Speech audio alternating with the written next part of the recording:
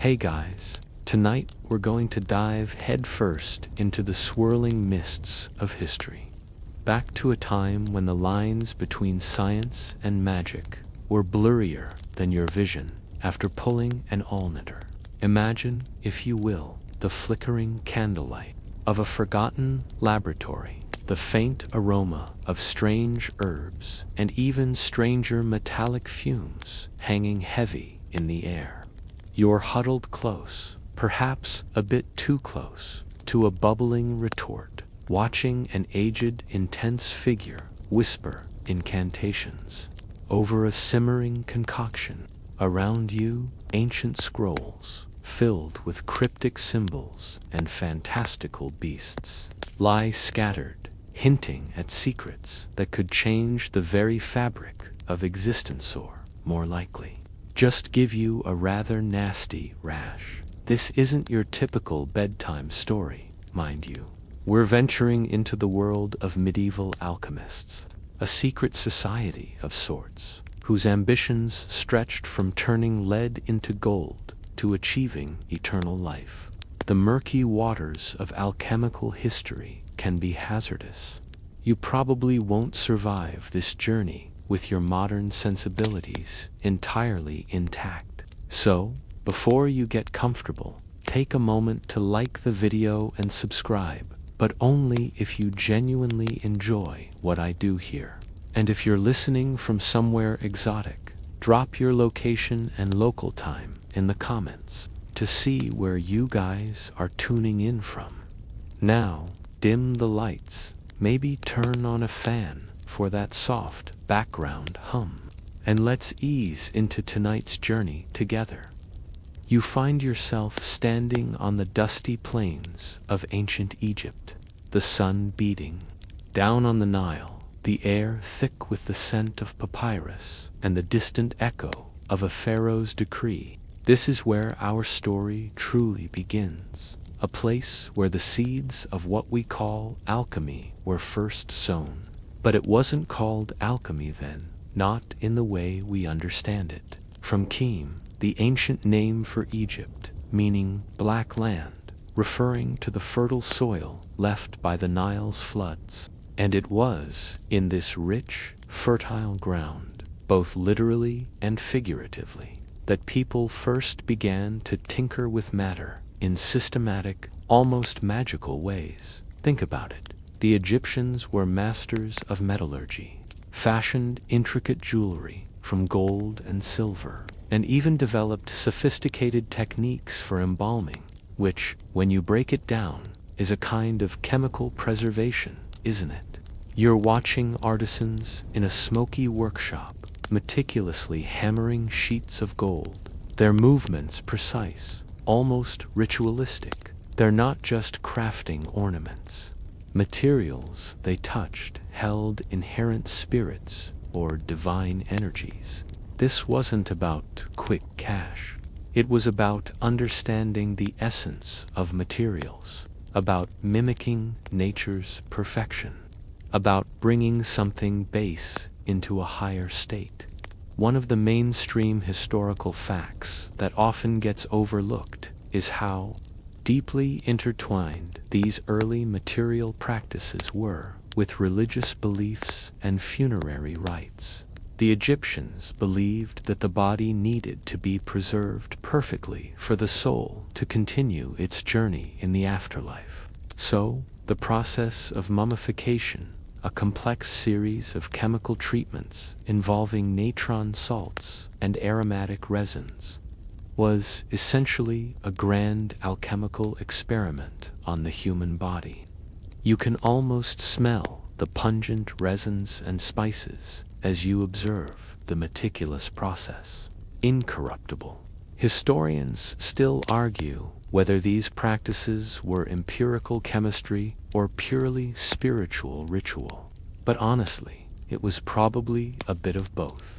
Then find yourself transported eastward to the fertile crescent of Mesopotamia, the land between the rivers, home to the Babylonians and the Assyrians. While they also had their fair share of metallurgical prowess, You see them smelting iron, casting bronze tools, and even experimenting with early forms of glass. Their contribution to proto-alchemy often gets a bit quirky. They were obsessed with divination and astrology.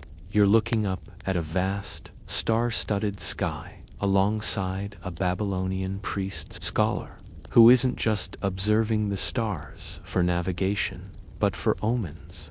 How does astrology tie into alchemy, you ask? Well, for these early thinkers, the cosmos was a reflection of the earthly realm. The 7 known celestial bodies, the Sun, Moon, Mercury, Venus, Mars, Jupiter. So, if you wanted to work with, say, Iron Mars, you'd perform your metallurgical operations when Mars was ascendant in the sky, or when its planetary influence was deemed most favorable. To bake a cake, only the cake is a sword, and the oven is a roaring furnace under the gaze of angry gods. It's a rather charmingly fringe tidbit, isn't it? This notion of sympathy between celestial and terrestrial spheres would become a foundational concept in later alchemical thought, influencing everything from the timing of experiments to the very symbols used in their texts.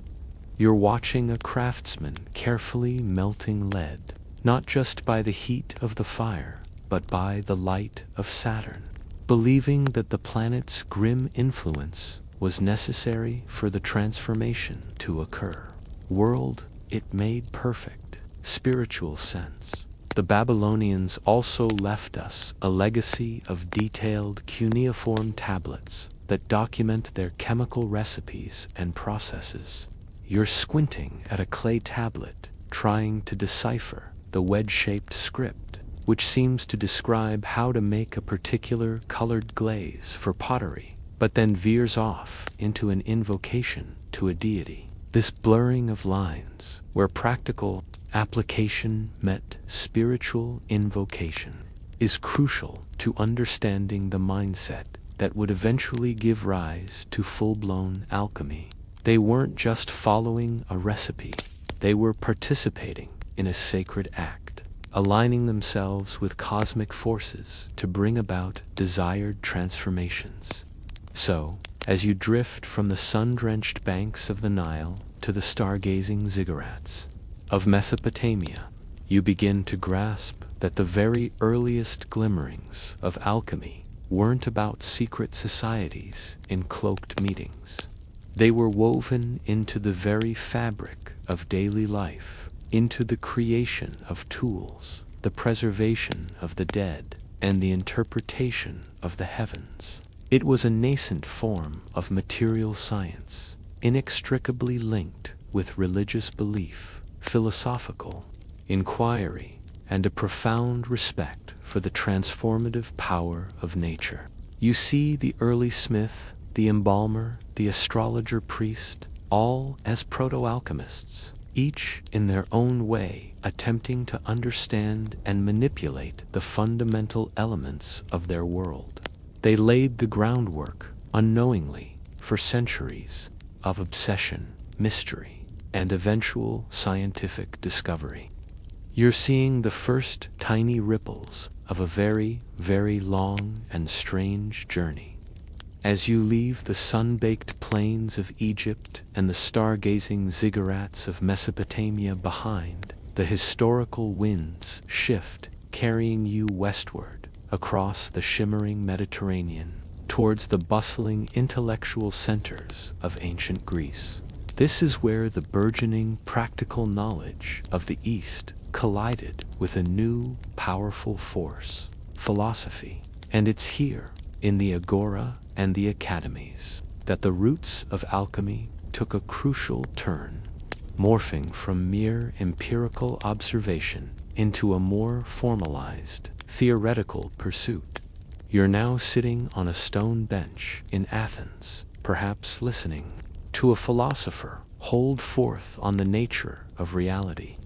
The air is alive with debate, with questions about existence, matter, and the cosmos, unlike their Egyptian and Mesopotamian predecessors, who largely focused on what things were and how to use them. The Greeks were obsessed with why.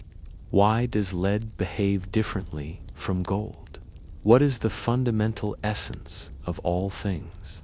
These were the questions that would profoundly influence the alchemical mindset for centuries to come.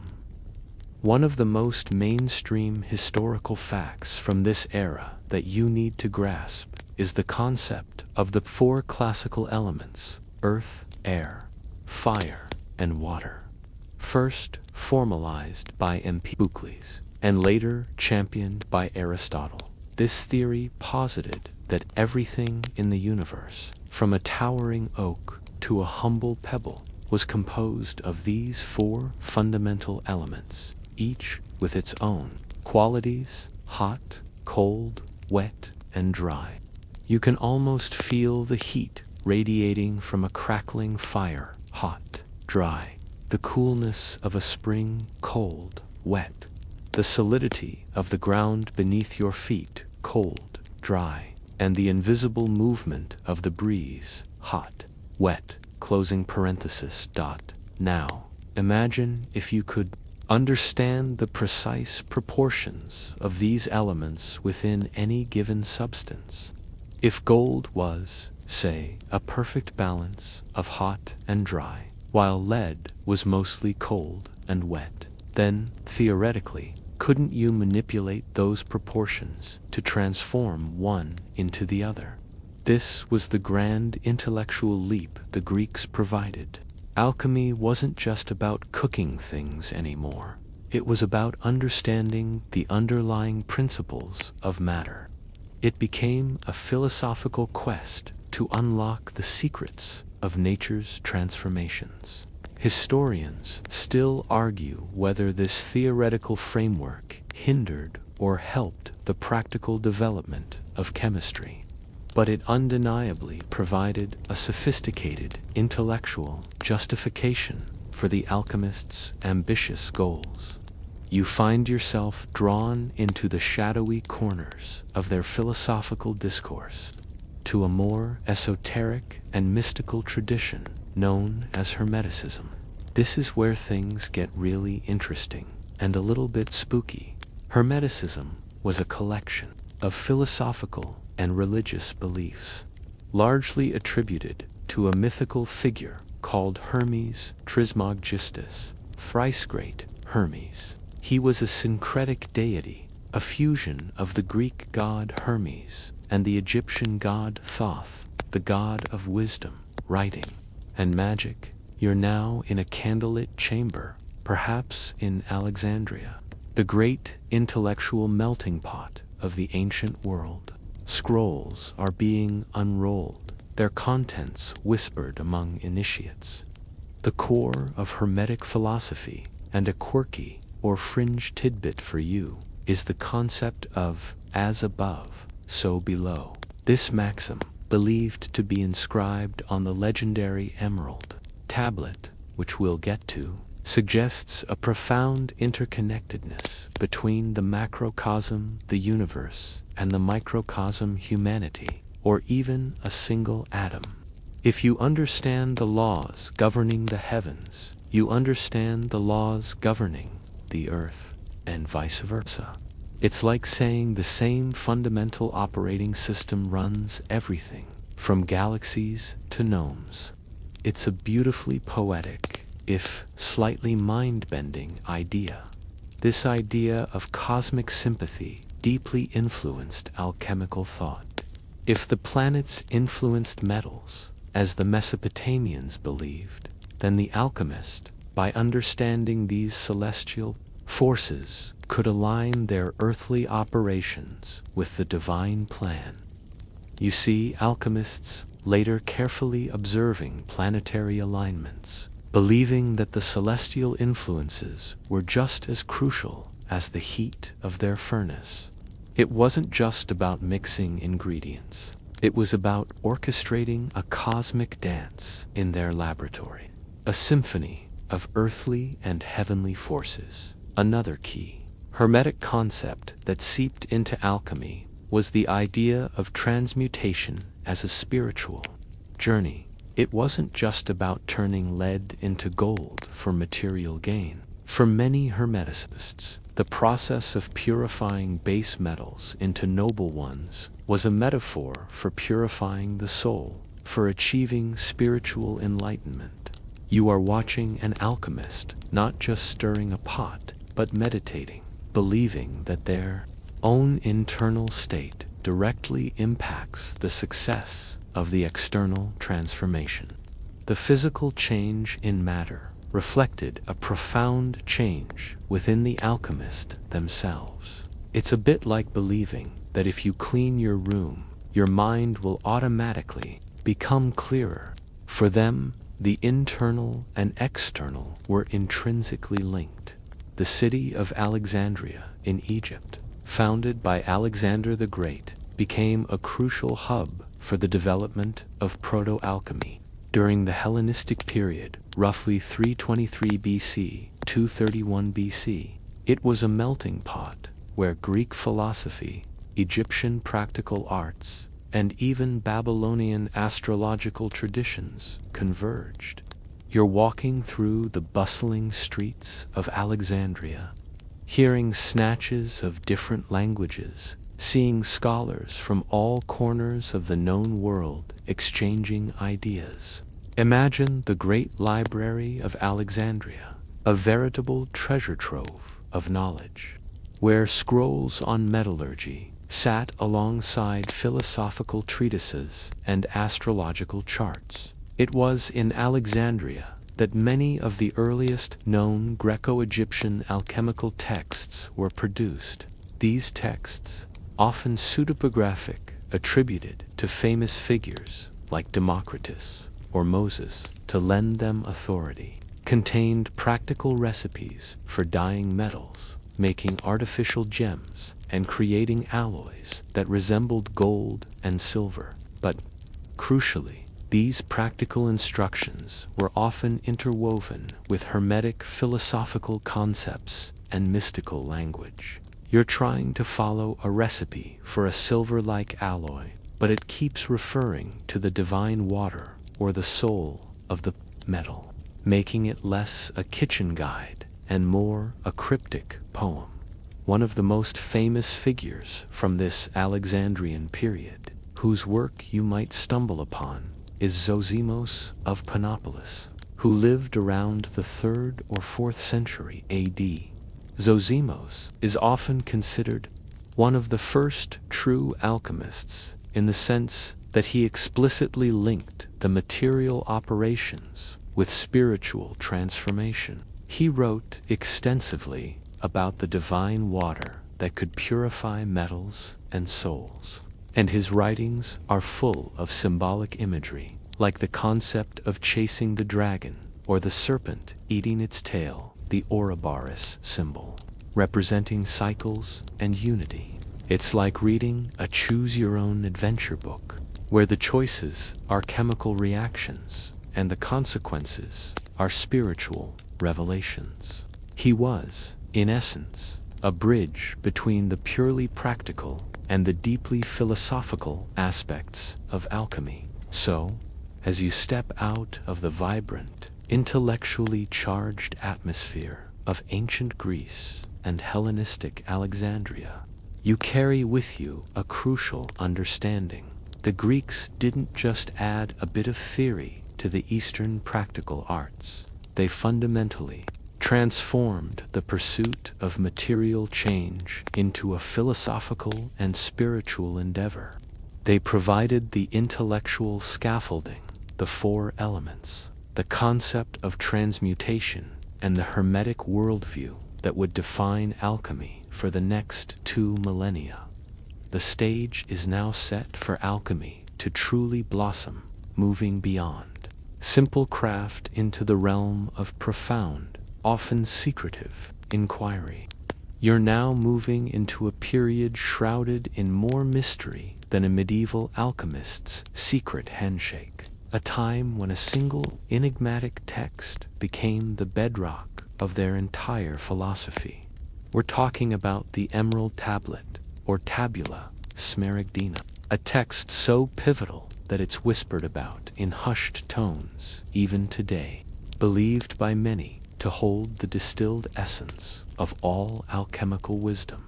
As you step into this era, imagine yourself in a dimly lit, dust-filled scriptorium, perhaps somewhere in late antiquity or the early medieval period.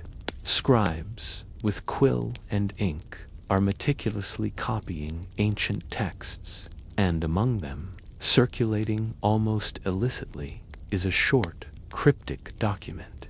It's not long, perhaps no more than a dozen lines, but its brevity only adds to its immense power and allure. This tablet, purportedly discovered in an ancient Egyptian tomb, is attributed, of course, to our old friend Hermes Trismegistus, that mythical synthesis of Greek Hermes and Egyptian Thoth. Now, a mainstream historical fact that adds to the tablet's mystique. Its true origin is deeply uncertain.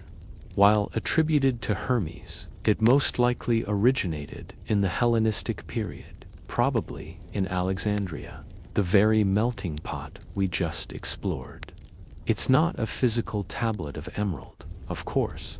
The emerald likely refers to its precious, enduring wisdom, or perhaps to the material it was supposedly inscribed upon, a green stone, or even just green ink, hinting at its hidden knowledge. Regardless of its physical form or actual author, its impact was colossal. For alchemists, it wasn't just a text. It was an oracle, a direct pipeline to ultimate truths. Historians still argue whether the Emerald Tablet was a genuine ancient text or a medieval forgery designed to lend authority to emerging alchemical theories. But its influence on the alchemists themselves was undeniably real, shaping their entire worldview. Let's try to decipher some of its core tenets, because this is where the real fun begins. The most famous line, and one you've already encountered, is "as above, so below." You hear it whispered, echoing through the ages. That which is below is like that which is above, and that which is above is like that which is below, to accomplish the miracles of the one thing. This isn't just a catchy phrase. It's the very foundation of alchemical cosmology. It means that the universe is a unified whole, a grand tapestry where macrocosm, the cosmos, the divine, and microcosm, humanity, a single piece of lead, mirror each other. If you want to understand the vastness of the stars, look within yourself. If you want to transmute lead into gold, understand the divine process of creation. It's a rather elegant way to justify why planetary alignments matter to melting metal, isn't it? It means every act in the laboratory is a reflection of a cosmic dance, and every successful transformation is a step closer to understanding the divine order. But the tablet goes deeper. It speaks of a one thing, a primordial substance from which all things originate. This one thing is often interpreted as the prima materia, the first matter, the raw, undifferentiated stuff that alchemists sought to find and manipulate. Imagine trying to find the ultimate Lego brick that could become anything. That's the prima materia. The tablet suggests that this one thing comes from the meditation of the One. It's almost like a divine thought process, bringing reality into being. For the alchemist, finding and working with the prima materia was the ultimate goal, believing that by returning substances to their fundamental state, they could then guide them to a higher, more perfect form, like gold or the elixir of life. Then there's the line about the sun being its father, the moon its mother.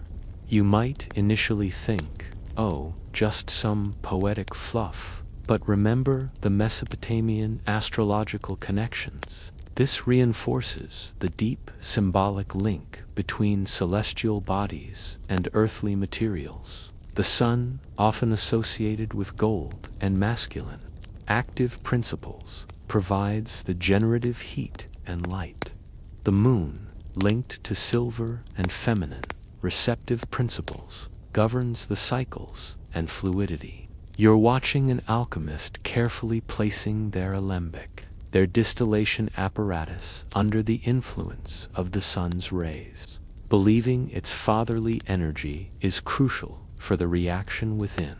It's a fringe tidbit that beautifully illustrates how deeply astrological and mythical thinking permeated their scientific pursuits. The tablet also speaks of the wind carrying it in its belly, the earth its nurse.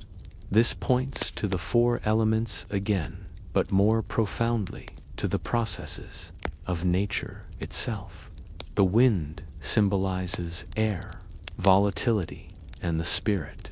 The earth represents stability, matter, and the body. These elements aren't just static components. They are active forces in a continuous cycle of creation and transformation.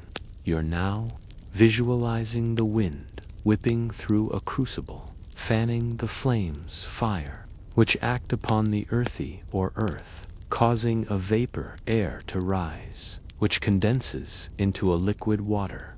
It's a complete dynamic system, beautifully encapsulated in a few evocative phrases.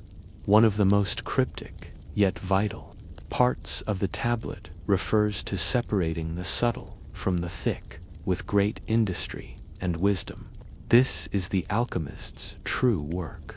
It's about distillation, sublimation, calcination, all the laboratory processes designed to purify and refine substances. But more than that, it's about discerning the essential from the superfluous, the spiritual essence from the crude material. Form. You see the alchemist carefully decanting a liquid, trying to isolate the subtle essence, the spiritual life force, from the thick, inert matter. This requires not just technical skill, but also profound wisdom and patience, hinting at the spiritual purification of the alchemist themselves. The Emerald Tablet concludes with promises of power and understanding. Thus will you have the glory of the whole world. Therefore, all obscurity will flee from you. Its force is above all force, for it vanquishes every subtle thing and penetrates every solid thing. So was the world created. This isn't just about getting rich. It's about achieving ultimate knowledge and mastery over the natural world, a kind of enlightenment. If you understand and apply the principles of the tablet, you gain insight into the very mechanics of creation. You're not just a scientist. You're a co-creator, tapping into the divine blueprint. The impact of the Emerald Tablet cannot be overstated. It became the foundational text, the ultimate source of authority for medieval alchemists. Every experiment, every symbolic drawing, every cryptic verse in their later writings can be traced back to its principles. It provided not just a theoretical framework for transmutation, but also a spiritual justification for their work, elevating it from a mere craft to a sacred art. It united the practical aims of material transformation with the profound philosophical and religious aspirations of understanding the universe and one's place within it. Think about the longevity and persistence of this text. It survived the fall of empires, the burning of libraries, and the shifting sands of intellectual fashion. It was translated from Greek into Arabic, then into Latin, carrying its cryptic wisdom across cultures and centuries. Each new translation adding another layer of interpretation and mystique. You're witnessing the slow, painstaking journey of this text, handwritten copy by handwritten copy, across vast distances and through different civilizations, each scholar adding their own annotations, their own understanding, deepening its legend. It truly is a testament to the power of a foundational myth. For medieval alchemists, the Emerald Tablet wasn't just a text. It was the text, the ancient key to unlocking nature's deepest secrets, a divine revelation that guided their every experiment and filled their solitary laboratories with purpose. It cemented the idea that alchemy was not merely a set of chemical reactions, but a profound philosophical and spiritual journey, a quest to understand the very miracles of the one thing that created the universe. As the classical world dimmed and Europe entered its long medieval slumber, you might imagine the flame of alchemy flickering, perhaps even dying out entirely. But here's where a crucial, often overlooked chapter unfolds. While Western Europe was grappling with political fragmentation and the slow rise of new kingdoms far to the east and south, a vibrant intellectual powerhouse was just beginning to ignite. The Islamic Golden Age. You're now transported to Baghdad, a dazzling metropolis in the 9th century, a city of scholars and scientists, poets and philosophers. Picture the House of Wisdom, a magnificent library and research center, where knowledge from across the known world was gathered, translated, and meticulously studied. This was a place of unparalleled intellectual ferment, a beacon of learning that would preserve and profoundly advance the very ideas we've been tracking.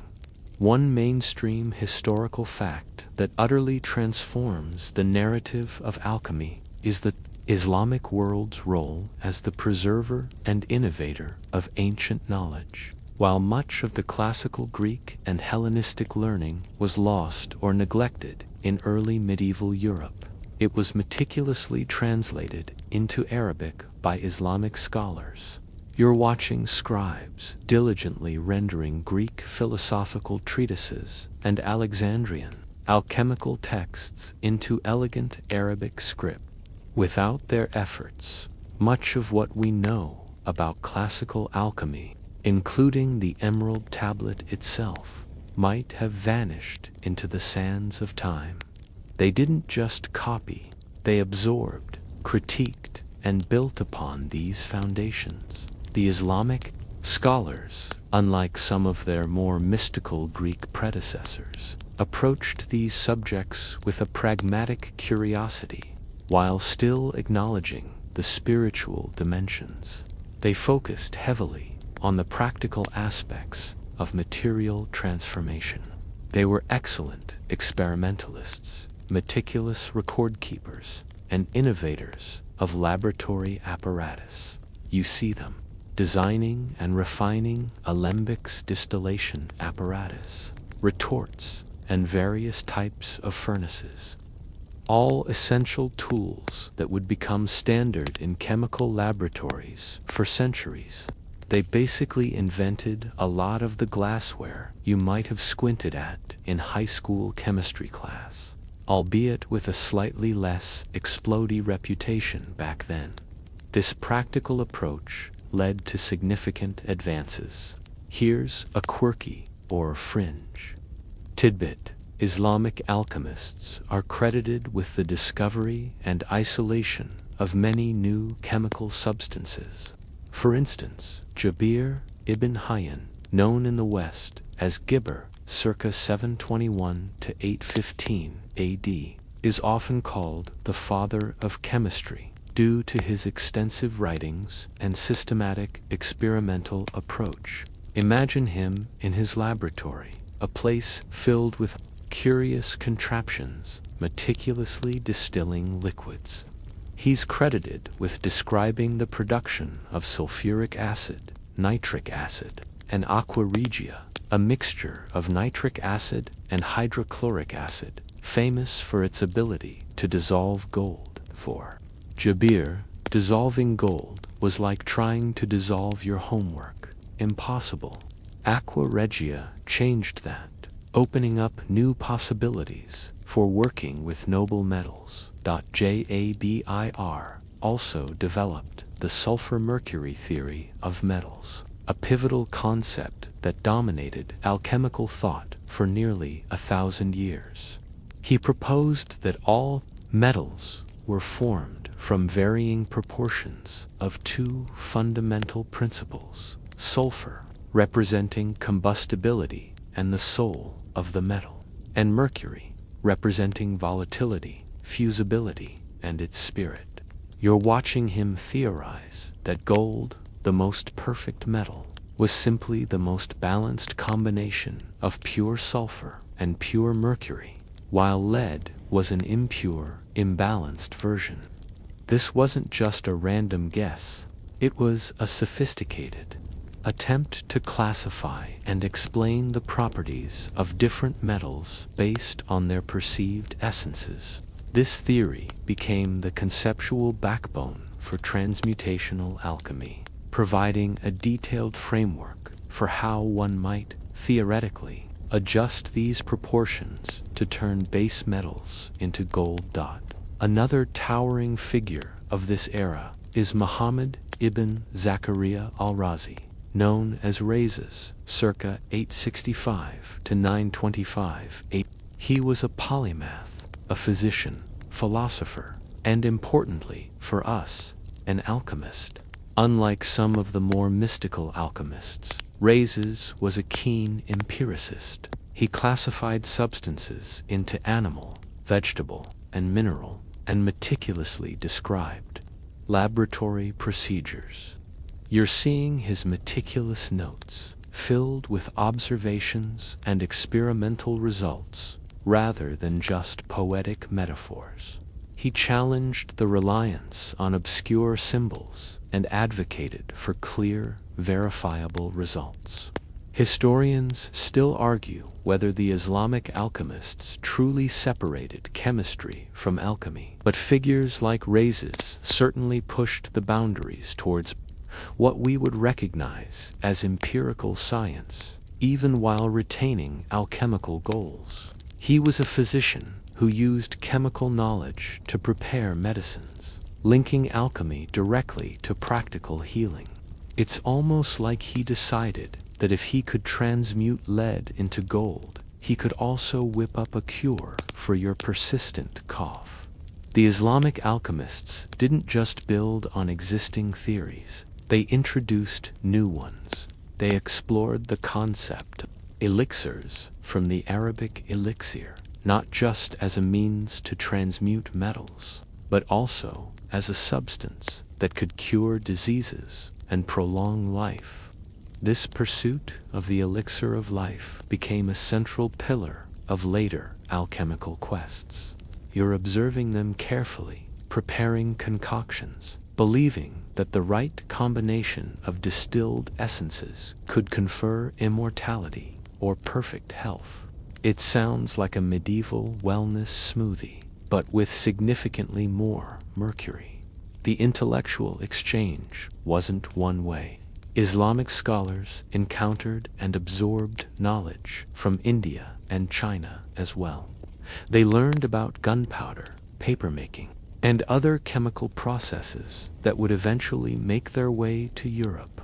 You see caravans traversing ancient trade routes, carrying not just spices and silks, but also scrolls filled with scientific and alchemical knowledge. This cross-cultural pollination was vital to the continued evolution of these ideas. Crucially, the Islamic alchemists also engaged in robust debates and critiques of earlier theories. They didn't just accept ancient wisdom blindly. They performed experiments to test hypotheses, refined apparatus to achieve better results. and documented their findings, even when those findings contradicted established beliefs. This commitment to systematic inquiry, even within the framework of mystical goals, was a monumental step towards the scientific method. You're overhearing a heated debate in a Baghdad library, not about theological dogma, but about the purity of a distilled substance or the validity of a particular transmutational recipe. So, as you slowly drift away from the intellectual brilliance of the Islamic Golden Age, you carry with you the understanding that this period was far from a mere interlude. It was a vital crucible where ancient alchemical traditions were preserved, rigorously examined, and significantly advanced. The Islamic alchemists provided the practical tools, the theoretical models, like the sulfur-mercury theory, and the empirical spirit that would be absolutely essential when alchemy finally re-emerged in Europe. They were the bridge, the custodians of knowledge, and innovative pioneers who ensured that the quest for the philosopher's stone and the elixir of life wouldn't be lost to history, but would instead be propelled forward with newfound vigor and sophistication. Having journeyed through the intellectual brilliance of the Islamic Golden Age, where alchemy was refined and expanded, you now feel a distinct shift in the air. The vibrant souk of Baghdad fade, replaced by the hushed cloisters of medieval European monasteries and the nascent universities of the 12th and 13th centuries. This is the era of the European revival, a period where forgotten knowledge was rediscovered, translated, and began to profoundly reshape Western thought. Imagine yourself in Toledo, Spain, in the 12th century. This city, recently reconquered by Christian forces, became an extraordinary intellectual bridge between the Islamic world and Latin Europe. You're watching scholars, a mix of Christian, Jewish, and Muslim, working side by side in translation. Schools, the sheer volume of Arabic texts on astronomy, mathematics, medicine, and yes, alchemy, flooding into Europe through these centers was immense. It was like suddenly opening a fire hose of knowledge after centuries of intellectual drought. One mainstream historical fact that can't be overstated is the massive translation movement from Arabic into Latin. Without these dedicated scholars, much of the sophisticated scientific and philosophical knowledge developed in the Islamic world would have remained inaccessible to Western Europe. You see Michael Scott translating Avros Gerard of Cremona, translating Arazi, and countless others meticulously converting complex Arabic treatises into Latin. Among these vital translations were the works of Jabir ibn Hayyan Geber and Al-Razes, carrying with them the sulfur-mercury theory of metals and descriptions of new chemical processes and apparatus.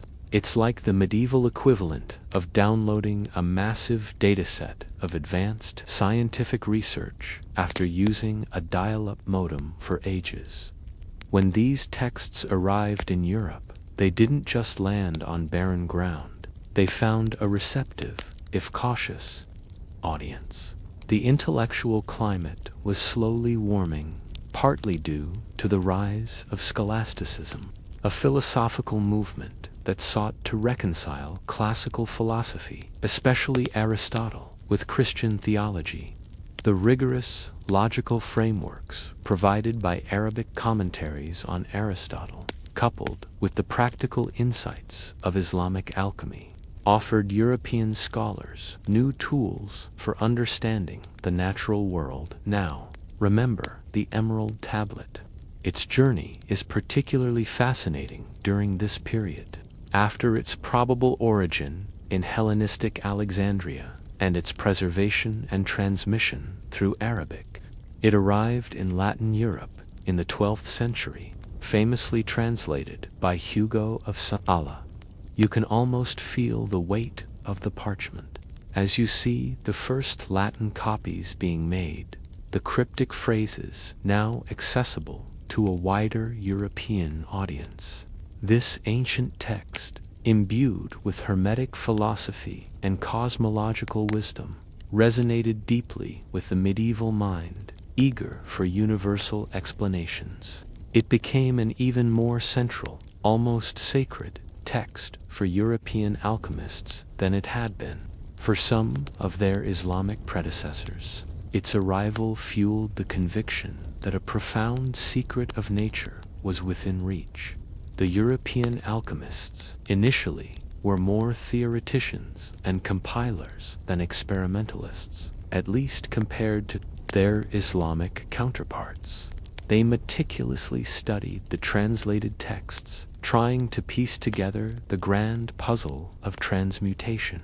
You're observing a monk in a scriptorium, hunched over a newly translated text, his brow furrowed in concentration, trying to reconcile the philosophical principles of the Emerald Tablet with the practical recipes of Jabir.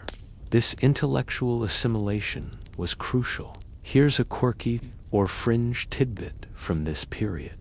Many prominent European scholars, and even some church figures, became deeply interested in alchemy, not just for material gain, but for its intellectual and spiritual implications. Figures like Albertus Magnus Albert the Great, c. 1200 to 1280 AD, a Dominican friar, philosopher, and teacher of Thomas Aquinas, wrote extensively on alchemy. While he himself might not have been a hands-on alchemist in the modern sense, his writings show a sophisticated understanding of alchemical theories and processes. He believed that metals grew in the earth, perfecting themselves over vast periods, and that alchemy was merely an attempt to accelerate this natural process. It was like viewing nature as a slow-motion film and alchemy as the fast-forward button. This provided a theological justification for alchemy, framing it not as a forbidden art, but as an imitation of divine creation, perfectly acceptable within a Christian worldview.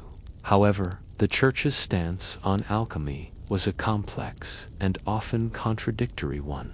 While some figures, like Albertus Magnus, explored it, others viewed it with suspicion, particularly if it veered into magic or fraud. This fluctuating attitude meant that alchemists often operated in a precarious space, balancing scientific inquiry with the need for discretion. Historians still argue whether the Church's cautious stance primarily stifled or, paradoxically, helped to preserve alchemy by forcing its practitioners to maintain secrecy, thus creating the secret society mystique we're exploring. You see the alchemist working late into the night, extinguishing his lights at the sound of approaching footsteps, always aware of the fine line between scholarly pursuit and dangerous heresy. As the centuries progressed, particularly into the 13th and 14th centuries, practical experimentation began to gain ground again in Europe, often in the hidden laboratories of wealthy patrons or within the walls of great universities. You're now seeing the first dedicated alchemical laboratories appearing, albeit crude by modern standards. These were often damp, smoky rooms filled with odd contraptions, where the air was thick with the scent of sulfur and strange, metallic odors. The aim remained the same, the Philosopher's Stone and the Elixir of life. But now, European alchemists had a much richer theoretical and practical toolkit at their disposal, thanks to the influx of Arabic knowledge. They were trying to replicate the processes described in ancient texts, Believing that the key lay in precise procedures and specific astrological timings, you witness them meticulously heating mixtures, performing distillations, and observing subtle color changes, all while consulting their astrological charts to ensure the planetary influences were just right. This period laid the crucial groundwork for the later flourishing of alchemy during the Renaissance and early modern period. The Latin translations provided a common language for scholars across Europe, fostering a shared intellectual tradition. The integration of Aristotelian philosophy and Hermetic principles created a comprehensive worldview that justified alchemical pursuits as both natural and spiritual. So, as you draw away from the bustling translation centers and quiet cloisters of medieval Europe, you understand that this revival was not just about bringing old texts back. It was about a profound reawakening of intellectual curiosity, a blending of disparate traditions, and the slow, arduous process of building a new intellectual framework. The stage is now perfectly set for the grand obsession of the alchemists to truly take hold, the pursuit of the ultimate prize, the fabled philosopher's stone, the whispers of ancient wisdom, now translated into Latin, are about to ignite a fire that will burn for centuries. With the intellectual landscape of Europe now fertile ground, thanks to the reintroduction of ancient and Islamic knowledge, you find yourself hurtling towards the very heart of the alchemist's grand obsession. We're moving beyond the theoretical underpinnings and into the audacious, almost mythical goal that drove countless individuals to dedicate their lives, fortunes, and sanity to its pursuit, the philosopher's stone. Imagine a substance, not just any substance, but the substance, a magical, catalytic agent capable of profound transformation, a universal panacea, a key to unlocking the very essence of creation. This is the vision that filled the dreams and nightmares of medieval alchemists. You're standing in a shadowy laboratory, observing an alchemist gazing intently at a glowing reddish crystal in a glass vial, believing it to be the ultimate secret. The philosopher's stone, or lapis philosophorum in Latin, isn't a single, straightforward concept which is part of its enduring mystique. For some, it was a literal, tangible stone. For others, a powder, a tincture, or even a spiritual state. But its core capabilities, a mainstream historical fact, were consistently described as twofold: transmutation of base metals into gold chrysopoeia, and the creation of the elixir of life for achieving immortality or perfect health. You can almost hear the excited whispers about boundless wealth and endless life, the ultimate cheat codes for existence. Let's unpack the transmutation aspect first, because it was the most immediate and tantalizing promise. Remember the sulfur-mercury theory from the Islamic Golden Age? The stone was believed to be the perfected form of sulfur and mercury, so exquisitely balanced and pure that it could fix the imperfections in base metals like lead, forcing their components to rearrange into the ideal structure of gold. You see the alchemist meticulously grinding a small fragment of the imagined stone, believing that just a tiny speck could transmute 100 times its weight in lead. It was thought to work like a ferment, a tiny amount capable of catalyzing a massive change, much like a sourdough starter transforming a whole batch of dough. The pursuit of the stone wasn't a random tinkering process. It was often described as the great work magnum opus, a complex, multi-stage operation, often requiring years, if not decades, of meticulous effort.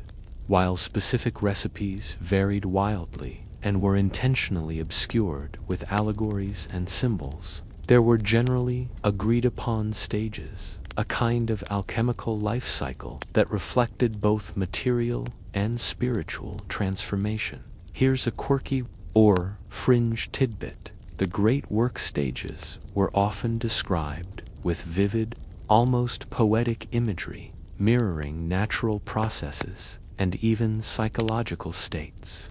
The most common sequence usually included nigredo blackness, putrefaction. This was the initial stage, involving the decomposition or purification of the raw material. It symbolized death, chaos, and the breaking down of the impure.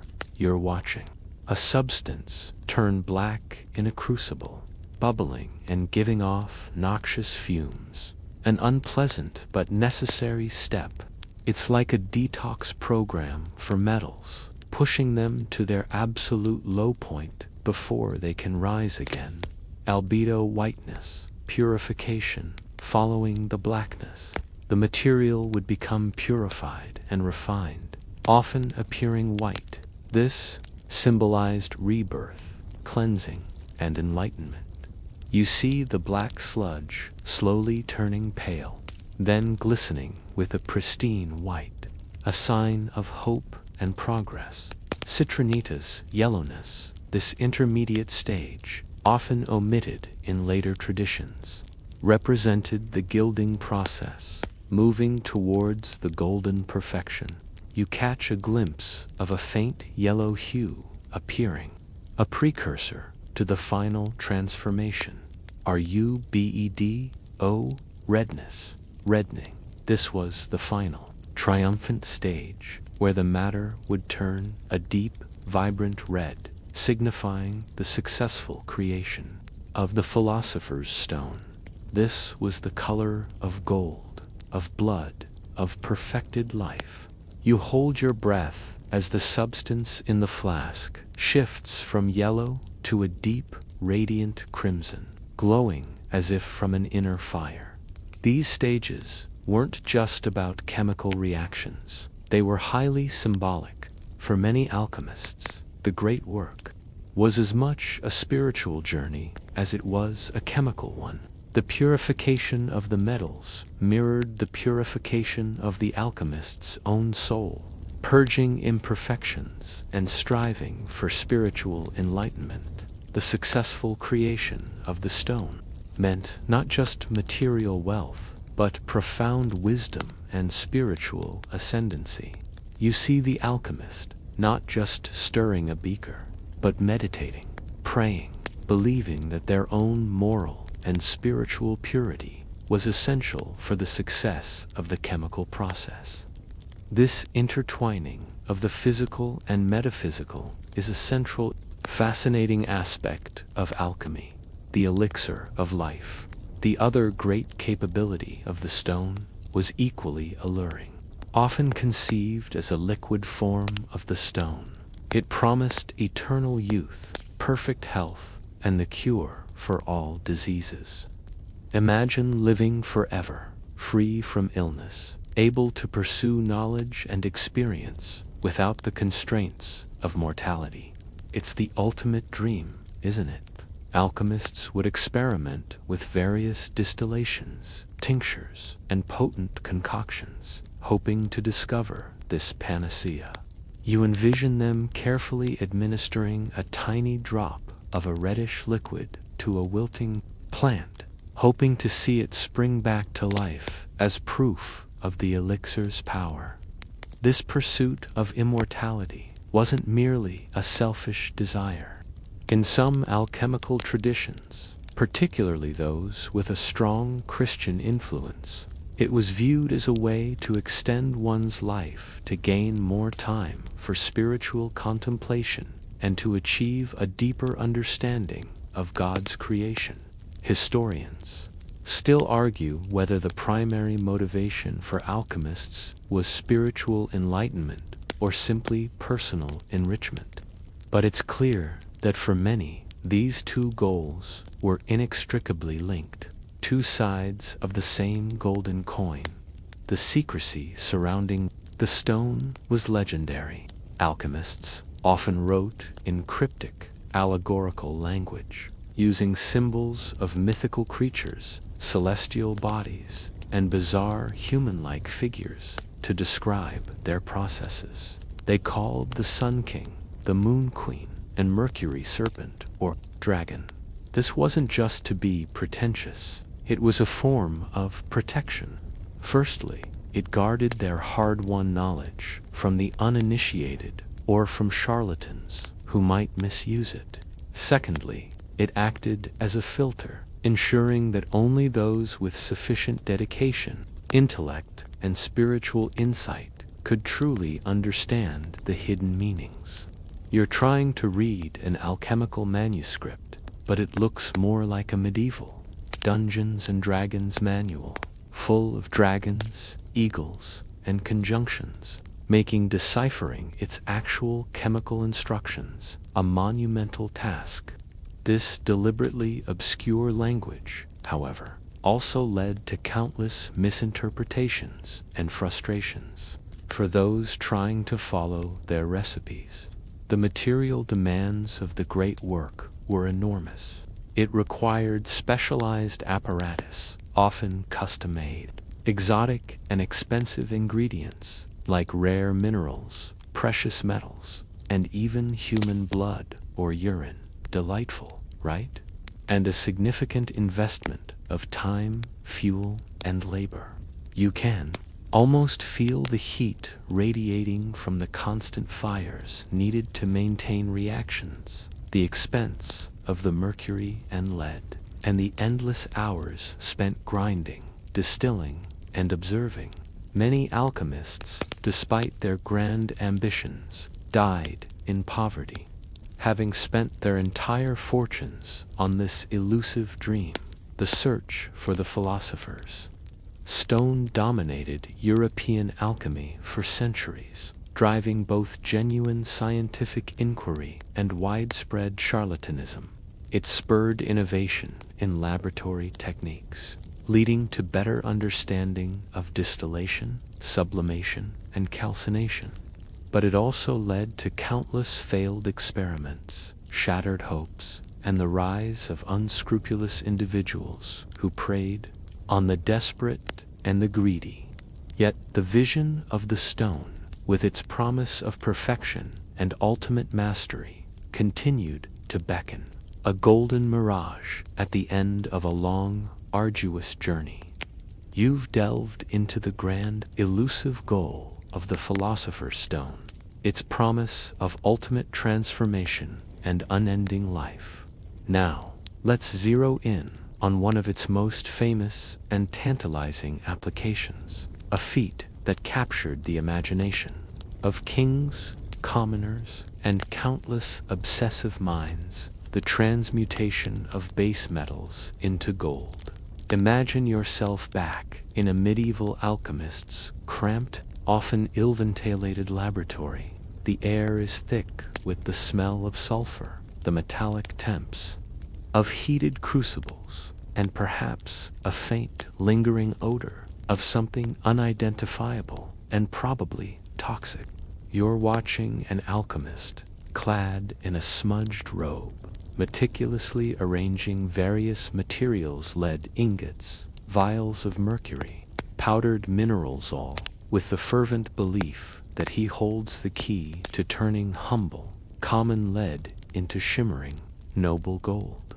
This wasn't just a fantasy. For centuries, it was considered a perfectly achievable, albeit incredibly difficult, objective. A mainstream historical fact is that the belief in chrysopoeia, the making of gold, was not only widespread but often underpinned by the prevailing scientific understanding of the day. Remember Aristotle's 4 elements and the concept of their inherent qualities, or the later sulfur-mercury theory. If all metals were composed of these fundamental principles, albeit in different proportions or states of purity. Then, theoretically, by altering these proportions or removing impurities, one could transform one metal into another. It was seen as accelerating nature's own slow process of perfecting metals in the earth. You can almost hear an alchemist explaining, "Lead is just gold that hasn't grown up yet. I'm simply giving it a growth spurt." The alchemist's logic, however flawed from a modern perspective, was surprisingly consistent within their own framework. They observed natural phenomena. Wood turns to ash with fire transformation. Plants grow from seeds transformation. Food nourishes the body transformation. Why then couldn't one metal be transformed into another, especially if one could find the ultimate catalyst, the philosopher's stone? This wasn't magic in the hocus-pocus sense. It was considered natural philosophy, a deep engagement with the fundamental laws of the universe. The process of attempting transmutation was arduous and involved a complex array of operations. You're witnessing a typical sequence. First, the alchemist might begin with calcination, heating the base metal until it turns into a powder or ash, believing this would kill the metal, releasing its impure spirit. Then came dissolution, where the calcined metal would be dissolved in a philosophical solvent, perhaps some strong acid, which Islamic alchemists excelled at producing, or a secret liquid concoction. This was meant to break down the metal to its prima materia, its undifferentiated first matter. You see the metal slowly corroding, dissolving into a murky, colored liquid. Following dissolution might be distillation or sublimation, processes to purify and separate volatile components from fixed ones. The idea was to isolate the pure spirit, or soul, of the metal. You're watching a clear liquid slowly drip from a condenser into a receiving flask, believing it to be the very essence of the original metal now cleansed. Then came coagulation or fixation, where this purified essence would be solidified or fixed into a stable form, often with the addition of the precious ferment, a tiny piece of the philosopher's stone itself, if they had it, or a proxy. Finally, the conjunction or multiplication, where the purified matter would be combined and heated, ideally leading to the final transformation into gold. Now, a quirky or fringe tidbit: many medieval alchemists were not entirely deluded, at least not about some of their results.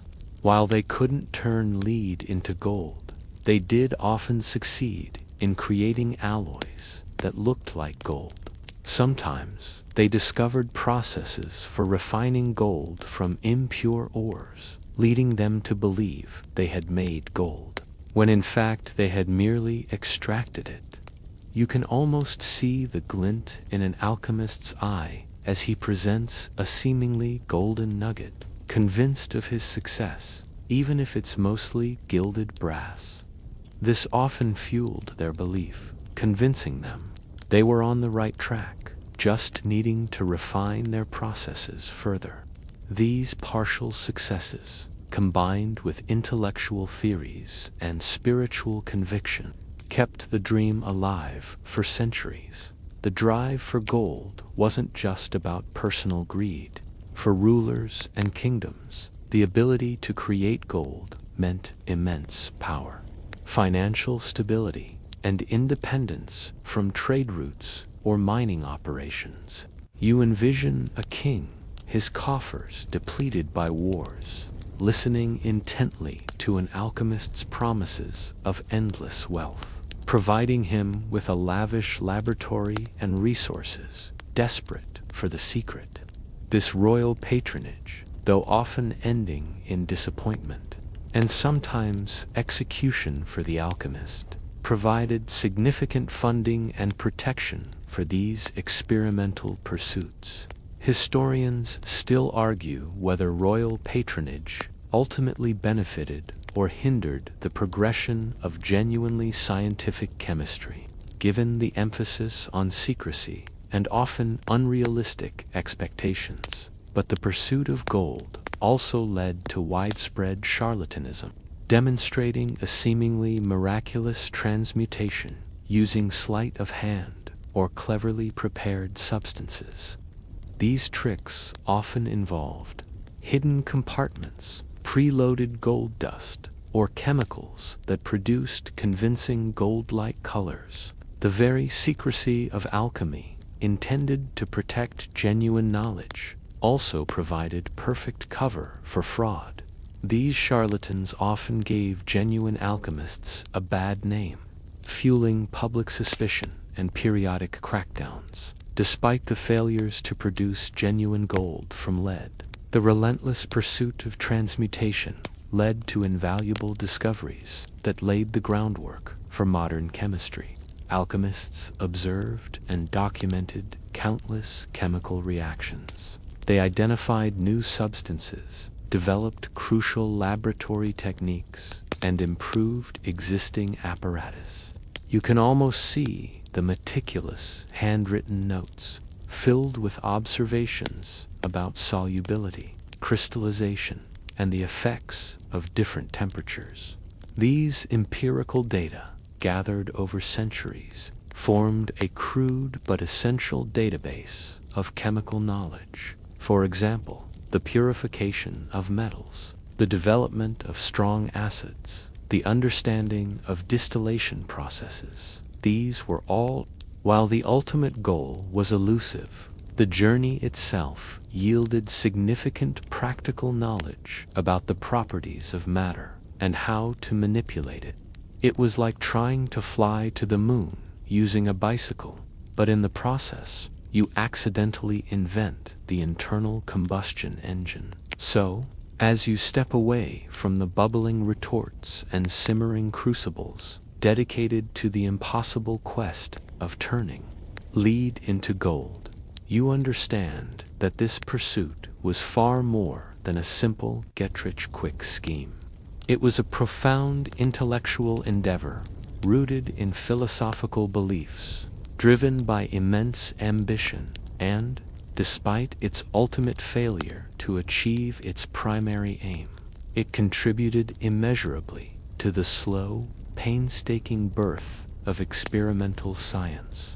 The alchemists' persistent efforts, born from a blend of intellectual curiosity and human desire, were unknowingly paving the way for the very discipline that would eventually render their central quest obsolete. Beyond the shimmering allure of gold, there lay another, even more profound ambition that gripped the hearts and minds of medieval alchemists: the quest for the elixir of life. If transmuting lead into gold promised material wealth, the elixir promised something far more precious: eternal youth, perfect health, and even immortality itself.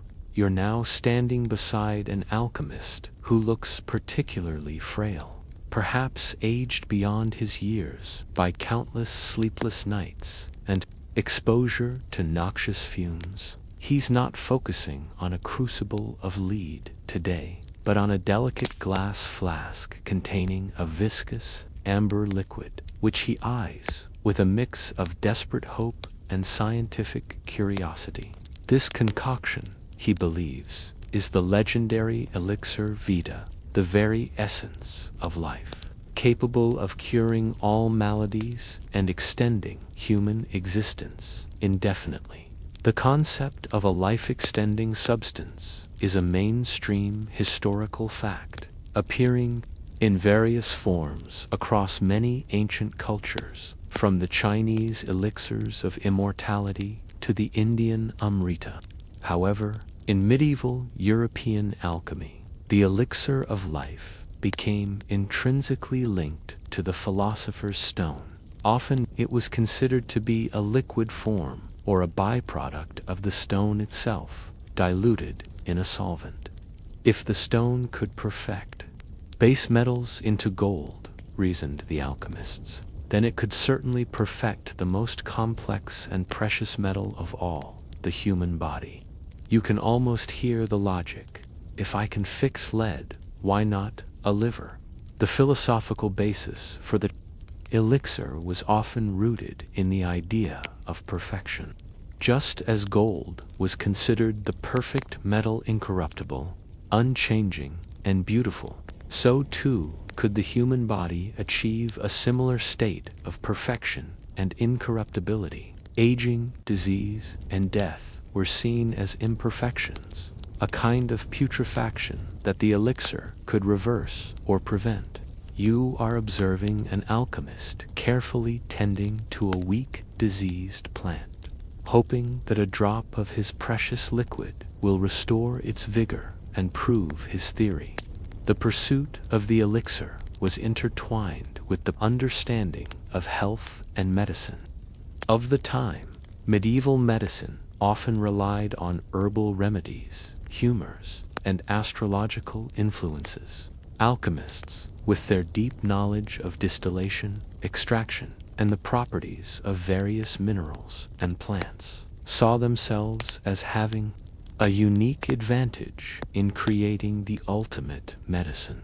Many alchemists were also physicians, blurring the lines between chemistry, alchemy, and medicine. Paracelsus, Philippus, Aureolus, Theophrastus, Bombastus, von Hohenheim, 1493 to 1541 AD, though slightly later than our core medieval period, is a prime example. He was a radical physician, an alchemist, who famously declared that the true purpose of alchemy was not to make gold, but to prepare medicines.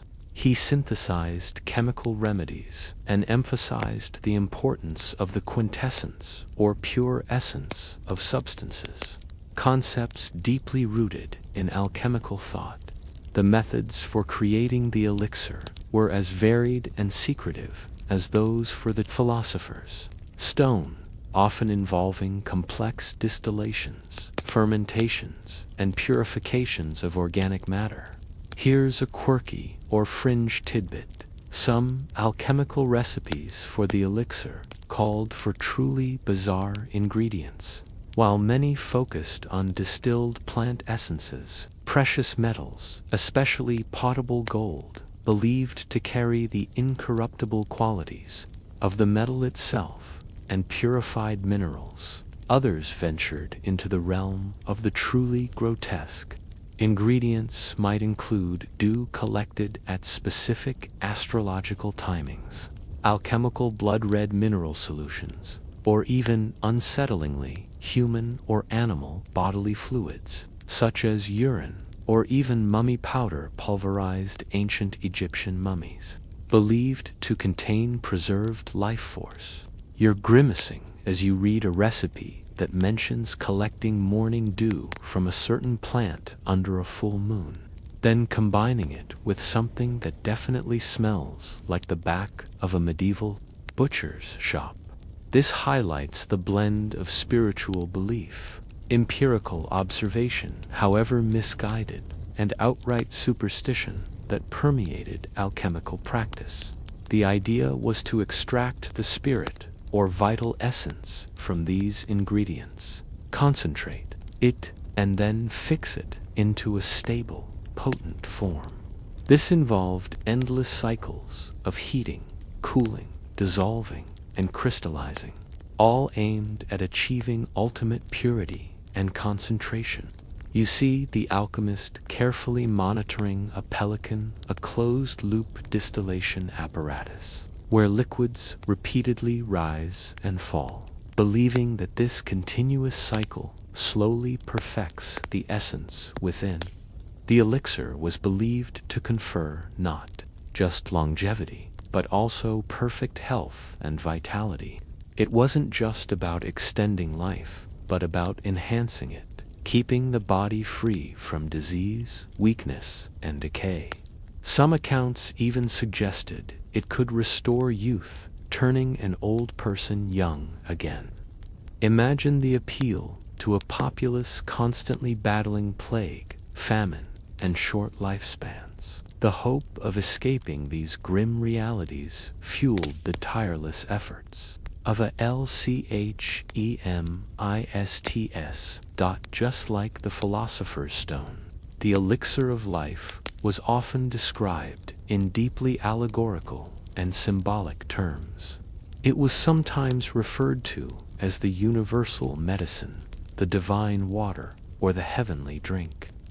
The process of its creation was often paralleled with spiritual regeneration or the resurrection of the dead.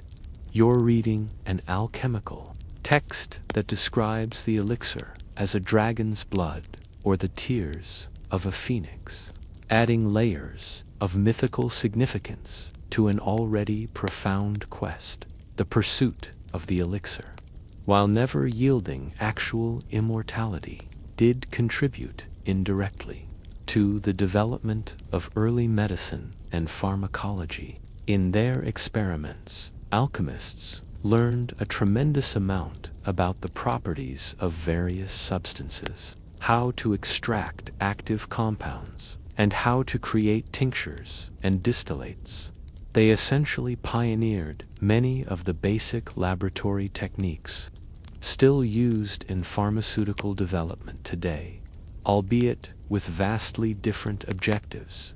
While they sought a universal cure, they often stumbled upon specific remedies or improved methods for preparing existing ones. Historians still argue whether alchemy's medical pursuits were genuinely scientific endeavors or primarily charlatanism with incidental discoveries. But it's clear that the sheer volume of experimentation led to a greater understanding of chemical interactions relevant to human health. The social impact of the elixir's promise was considerable. Wealthy patrons would fund alchemists in the hope of gaining health or eternal life. Rulers, facing their own mortality and the fragility of their dynasties, were particularly susceptible to such promises. This patronage, however, came with immense pressure.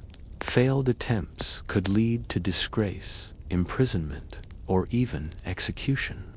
You hear stories of alchemists fleeing for their lives after failing to deliver on their grand promises, always one step ahead of the king's disappointed wrath. The elixir of life remains one of the most enduring and romanticized aspects of alchemy. It speaks to a fundamental human desire to overcome mortality and suffering. While modern science has definitively shown that such an elixir is a fantasy, the medieval alchemists' relentless quest for it was a testament to their audacious spirit of inquiry, their profound philosophical beliefs, and their willingness to push the boundaries of what was considered possible. They mixed their beakers with hope, their distillations with prayers, and their lives with the constant, tantalizing pursuit of the ultimate escape from the human condition. You've delved into the grand pursuits of the Philosopher's Stone and the Elixir of Life, goals that seem almost fantastical to our modern eyes. But to the medieval alchemists, these were real, tangible aspirations, guided by a system of thought that was as complex as it was obscure. Much of that obscurity, as you're about to discover, was intentional, woven into the very fabric of their work through the use of intricate, mystical symbols and a secret language. Imagine trying to read a textbook where every other word is a riddle, every diagram a coded message, and the illustrations look like something from a fever dream. This is often what encountering an authentic medieval alchemical manuscript feels like. You're poring over a faded parchment, not just trying to decipher archaic script, but also grappling with bizarre creatures, geometric shapes, and celestial bodies that seemed to dance across the page in a nonsensical ballet. A mainstream historical fact is that alchemists deliberately employed allegory, metaphor, and a highly symbolic, visual and written language to describe their processes and theories. This wasn't just to be pretentious or to make things difficult, though it certainly did that for future generations. There were several compelling reasons for this deep secrecy. Firstly, it protected their hard-won knowledge from the uninitiated, and, crucially, from charlatans who might exploit their discoveries for fraud. If you had a real secret to eternal life, you wouldn't just post it on the medieval equivalent of YouTube, would you? Secondly, and perhaps more importantly, this secret language served as a filter. It ensured that only those with sufficient dedication, intellectual acumen, and spiritual insight could truly understand the profound depths of alchemical wisdom. It was believed that the great work was not merely a chemical process, but a spiritual one, and only those who were morally and intellectually prepared could truly succeed. You are trying to follow a recipe for dragon's blood, which, upon closer inspection of its symbolic context, turns out to mean a highly reactive form of mercury or sulfur, not actual reptilian ichor. This forced the student to meditate on the symbols, leading to a deeper, more personal understanding. Let's look at some of these fascinating symbols. You'll frequently encounter the Ouroboros, the serpent or dragon eating its own tail. This quirky or fringe tidbit is a universal symbol of cyclicality, unity, and self-consumption, but in alchemy, it held profound meaning. It represented the cyclical nature of the alchemical process itself. Dissolution, followed by coagulation. Death by rebirthing. The idea that the prima materia, first matter, contains its own solution. It also symbolized the volatility of mercury, which was seen as devouring other metals. You see it etched into the side of a retort, reminding the alchemist of the endless cycles of purification and transformation. Another pervasive symbolic system involved planetary correspondences. Remember how the Mesopotamians linked planets to metals? This continued into medieval alchemy, becoming a foundational element of their symbolic language. Each of the 7 classical planets corresponded to a specific metal and often specific qualities. Sun equals gold. O, perfection, illumination, spirit. Masculinity. Moon equals silver. Ag, purity, reflection, soul. Femininity. Mercury equals mercury. Hg, volatility, spirit, fluidity. The mediating principle. Venus equals copper. Cu, love, beauty, transformation, sometimes associated with green. Mars equals iron. Fe, aggression, force, heat, action. Jupiter equals tin. Sn, expansion, benevolence, growth. Saturn equals lead. Pb, contraction, decay, slowness, the initial base matter. So, when an alchemist wrote about the conjunction of Sol and Luna, they weren't talking about an eclipse. They were referring to the precise combination of gold and silver, or the masculine and feminine principles within the alchemical process.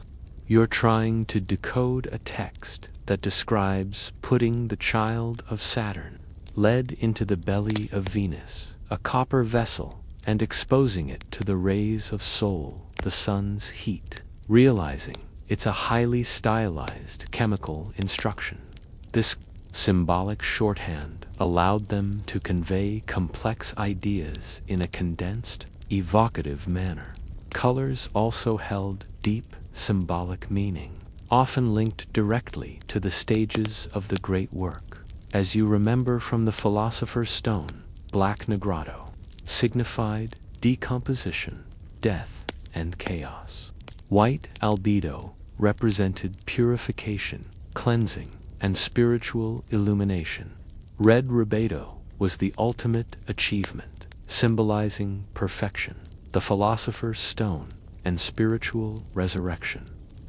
Other colors, like green, blue, and yellow, also appeared at various stages, each with its own set of associations, often relating to growth, celestial influence, or impending gold.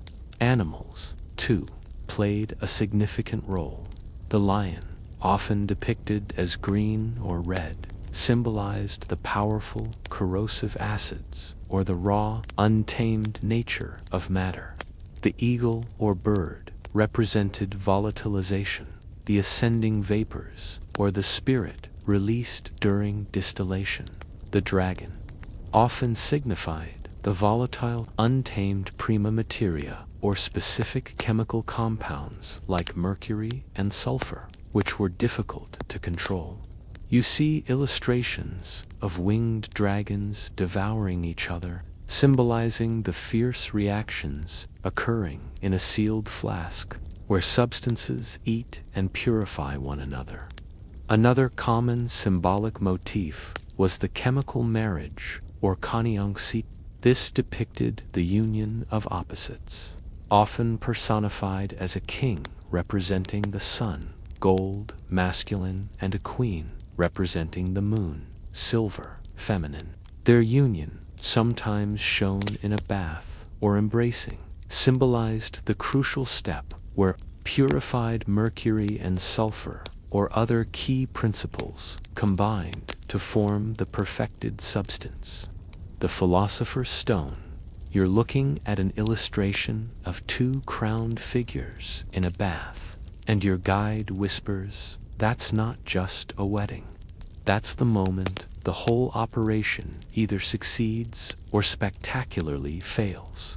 The visual aspect of these symbols was paramount. Alchemical manuscripts were often richly illustrated with intricate engravings and drawings, making them not just scientific texts, but works of art. These images weren't mere decoration. They were integral to conveying the hidden meaning, often acting as mnemonic devices or visual puzzles for the initiated. You're trying to make sense of a complex diagram showing a series of interconnected flasks, each with a different animal symbol, trying to figure out which process corresponds to which. Historians still argue whether this symbolic language was a necessary tool for conveying complex chemical processes in an age without standardized scientific nomenclature, or if it was primarily a deliberate obfuscation designed to maintain an air of mystery and exclusivity. It was likely a bit of both. It allowed for multi-layered interpretations, enabling the texts to speak to both the practical chemist and the spiritual seeker simultaneously. Ultimately, the mystical symbols and secret language of medieval alchemists were not merely flourishes of an eccentric discipline.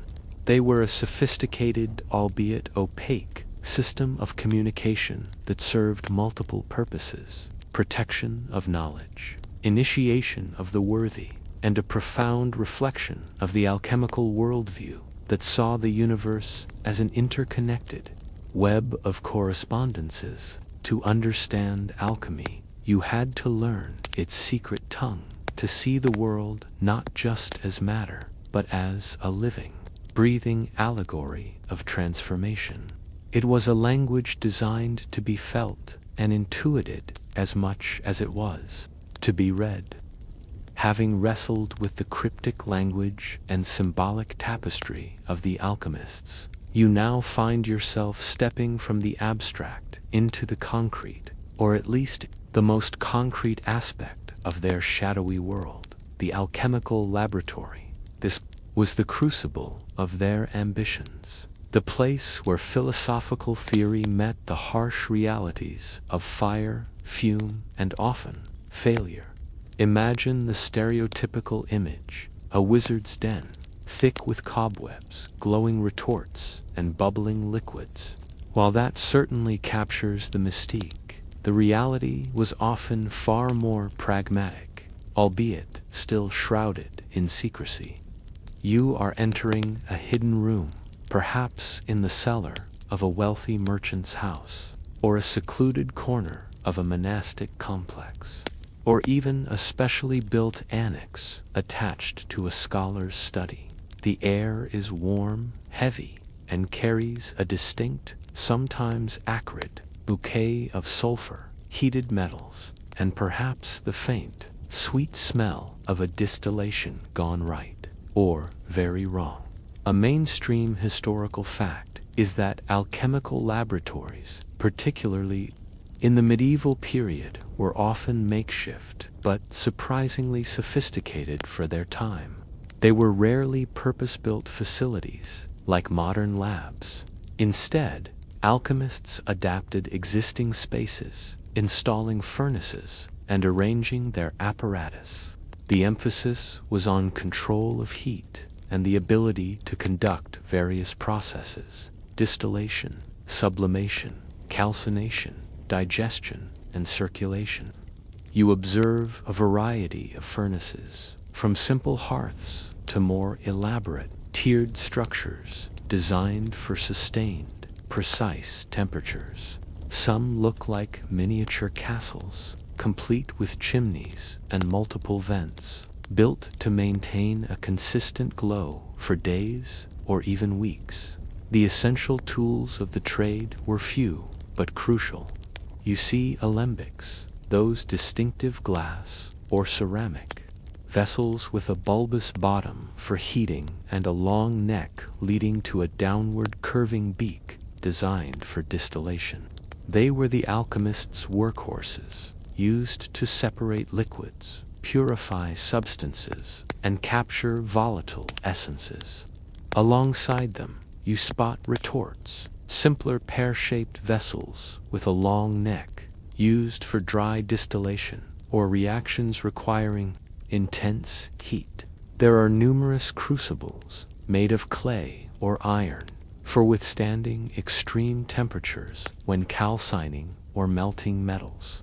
And everywhere there are various flasks, vials, and receivers, all made of glass, collected for their heat, resistance, and inertness. The sheer number of glass fragments often found at archaeological sites of alchemical activity is testament to the frequent breakages and explosive failures they must have endured. Here's a quirky or fringe tidbit. Alchemists often named their apparatus with anthropomorphic or zoomorphic terms, reflecting their symbolic worldview. A pelican, for instance, was a sealed glass vessel with two opposing tubes that connected the upper and lower bulbs, allowing for continuous circulation of liquids through heating and cooling cycles. It was named because its shape vaguely resembled a pelican feeding its young with its own blood, symbolizing the continuous rebirth and perfection of matter within the vessel. You're looking at a bizarre glass contraption with loops and bulbs, thinking it looks more like a modern art sculpture than a piece of scientific equipment. This naming convention highlights how deeply the symbolic realm permeated their practical work, blurring the lines between chemistry and spiritual allegory. The choice of materials for apparatus was critical. Glass, despite its fragility, was highly prized for its inertness to most chemicals and its transparency, allowing the alchemist to observe the subtle color changes and transformations within. Ceramic and iron were used where extreme heat or mechanical strength was required. You see a skilled glassblower at work, carefully shaping intricate vessels over a roaring flame. A vital artisan supporting the alchemical quest. The working conditions in these laboratories were, by modern standards, appalling and incredibly dangerous. Ventilation was often poor, leading to the accumulation of toxic fumes from mercury, sulfur, arsenic, and lead. Fires were a constant hazard, as were explosions from volatile reactions in sealed vessels. You feel a tickle in your throat from the pungent air, imagining the chronic illnesses and shorter lifespans of those who spent their lives in such environments. Many alchemists suffered from mercury poisoning, leading to neurological damage, tremors, and mental instability, perhaps contributing to their perceived eccentricity or prophetic visions. Despite the hazards, the alchemists' dedication was unwavering. Their work demanded immense patience, meticulous attention to detail, and a keen eye for observation. A single experiment could last for days, weeks, or even months, requiring constant monitoring of temperatures, careful addition of reagents, and precise timing. You watch an alchemist carefully adjust the airflow to a furnace with a small metal damper, trying to maintain a temperature within a very narrow range for a process called digestion, which might take several weeks to complete. The secrecy of the laboratory extended beyond just its location. Recipes were rarely written down clearly. Instead, they were encoded in the symbolic language we just discussed, or passed down orally from master to apprentice. This made true replication by outsiders almost impossible, and ensured that only a trusted few could truly grasp the intricacies of the great work. Historians still argue whether this secrecy was purely for protection, or if it also hindered the systematic accumulation of reproducible scientific knowledge, preventing the widespread dissemination that would accelerate discovery. It certainly made it harder for anyone to verify an alchemist's claims, or for errors to be easily identified. The solitude of the alchemist was also a defining characteristic. Much of their work was solitary, often performed at night, illuminated only by flickering candlelight and the glow of the furnaces. This isolation fostered an intense, almost obsessive focus, but also likely contributed to the mental strain of the profession.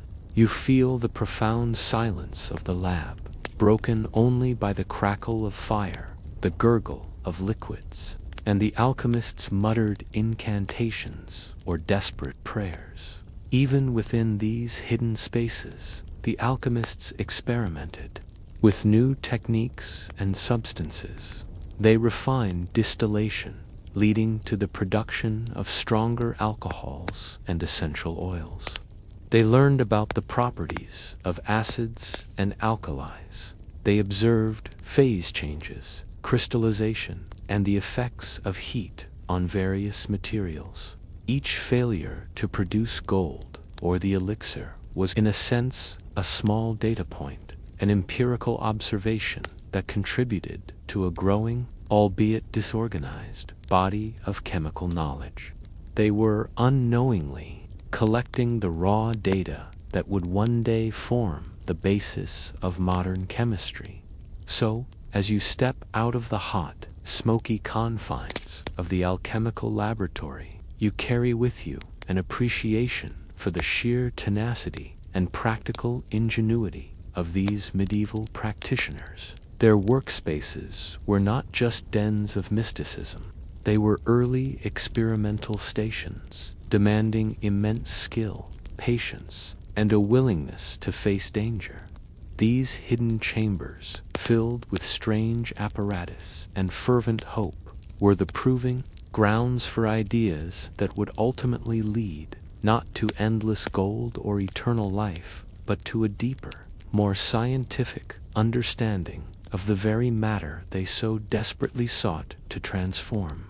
You've seen the alchemist toiling in their secret laboratory, surrounded by arcane symbols and dangerous fumes. Now, let's pull back the curtain on their precarious existence in wider medieval society. Their fortunes, you'll find, were a volatile mix of patronage and persecution, a constant tightrope walk between royal favor and fiery condemnation. Imagine a powerful king, perhaps Louis XI of France or Rudolph II of the Holy Roman Empire, plagued by an empty treasury and the endless demands of war. Or perhaps a wealthy nobleman, aging and fearing death, desperate for a cure for his ailments. To such individuals, the alchemist, with their whispers of infinite gold and eternal youth, became a figure of immense interest, a potential savior.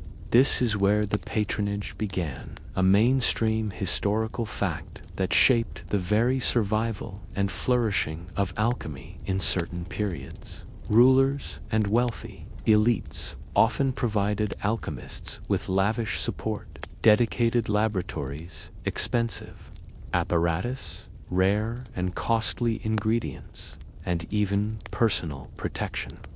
You can almost see the alchemist, previously a humble scholar, now residing in a comfortable wing of a castle, with servants to attend to his needs and an endless supply of lead and mercury. This patronage wasn't driven purely by a love of science. Of course, it was an investment, a gamble on the ultimate payout of the philosopher's stone, the promise of self-sufficient wealth, free from the vagaries of taxes or trade, was incredibly appealing to cash-strapped monarchs. However, this patronage was a double-edged sword. With great expectations came immense pressure. If an alchemist failed to deliver on their grand promises of gold or an elixir, the consequences could be swift and brutal.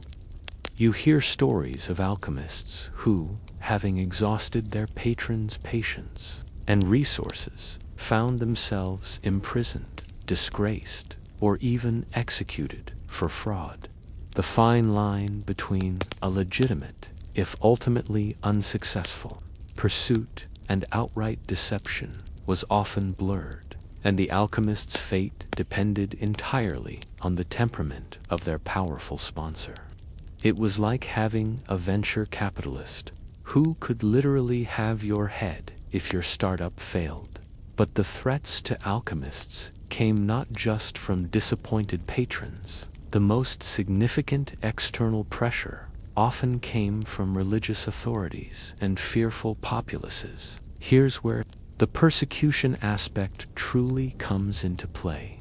The church, particularly in the later medieval period, held a complex and often contradictory stance on alchemy. On one hand, some respected scholars and clergy, like Albertus Magnus, remember him? Explored alchemy within a natural philosophical framework, seeing it as an attempt to understand God's creation or even accelerate natural processes. On the other hand, alchemy frequently brushed up against what was considered magic, sorcery, or even heresy. A quirky or fringe tidbit is that the very secrecy that alchemists cultivated, combined with their arcane symbols and mysterious rituals, often made them targets of suspicion. If you were a medieval peasant in Beaubaudu-le-Sceau and you saw someone muttering over bubbling concoctions at night, shrouded in smoke and strange odors, wouldn't you think they were up to no good? This fear was often amplified by the charlatans, who swindled people with fake gold, reinforcing the public perception of alchemists as tricksters or even agents of the devil. This suspicion led to formal condemnations. In 1317, Pope John XXII issued a bull Spondent, Parator, which specifically condemned alchemists who claimed to make gold and silver, not necessarily because the church believed it was impossible, but because it could devalue currency and lead to widespread fraud. While this wasn't a blanket condemnation of all alchemical theory, it certainly put practitioners on notice. Later, monarchs and city councils issued their own laws against alchemical fraud, often with severe penalties. You witness an alchemist frantically packing up his laboratory, hearing rumors of an approaching inquisitor or a new edict against coining money. By magical means, the church's main concern wasn't always just about fraud. It was about the spiritual implications. If one could manipulate matter so profoundly, was one tampering with divine creation? Was the power claimed by alchemists encroaching upon God's unique creative authority? Historians still argue whether the Church's opposition stemmed more from genuine theological concerns about heresy or from practical concerns about economic disruption and public order. It was likely a blend, with various factions within the Church holding differing views. Despite these risks, alchemists persisted. They devised ingenious methods to continue their work under the radar. They adopted pseudonyms, formed loose networks to share knowledge, albeit in coded language, and continued to seek private patronage from individuals who were willing to take the risk. The very act of operating in secrecy contributed to the development of alchemy as a secret society, a brotherhood of initiated practitioners who guarded their knowledge fiercely. You see letters exchanged between alchemists filled with inside jokes, coded references, and warnings about new persecutions. The fluctuating legal and social landscape meant that some periods and regions were more favorable to alchemists than others. While they faced hostility in some parts of Europe, they might find relative tolerance or even active support in others. For example, during the Renaissance and early modern period, figures like John Dee, advisor to Queen Elizabeth I, practiced alchemy openly with royal backing, while others were still burned at the stake for similar pursuits elsewhere. It was a game of geographical and temporal roulette. The patronage system, despite its inherent dangers, had a profound impact on the trajectory of alchemy. It provided the necessary funding for large-scale experimentation, the construction of more elaborate laboratories, and the acquisition of rare materials. Without the financial backing of kings and nobles, many of the experimental advancements made by alchemists might not have been possible. You're looking at a detailed drawing of a complex alchemical furnace, knowing that only a royal purse could have afforded its construction and continuous fuel. Conversely, the persecution element fostered the intense secrecy and symbolic language that became so characteristic of alchemy. It forced practitioners underground, pushing them to develop ever more elaborate ways to conceal their true meanings. This, while frustrating for modern historians, undeniably contributed to the mystique, an enduring allure of the alchemical tradition. It also meant that knowledge was often hoarded or transmitted imperfectly, slowing down the collective progress that open scientific inquiry encourages. So, as you step away from this tension-filled stage where alchemists navigated the treacherous waters of medieval power structures, you recognize that their existence was rarely serene. They were figures of both fascination and fear, objects of immense hope and bitter disappointment. The delicate balance between patronage and persecution, ultimately shaped not only their individual fates, but also the very nature of their secret art, forcing it into the shadows, yet simultaneously fueling its legendary status.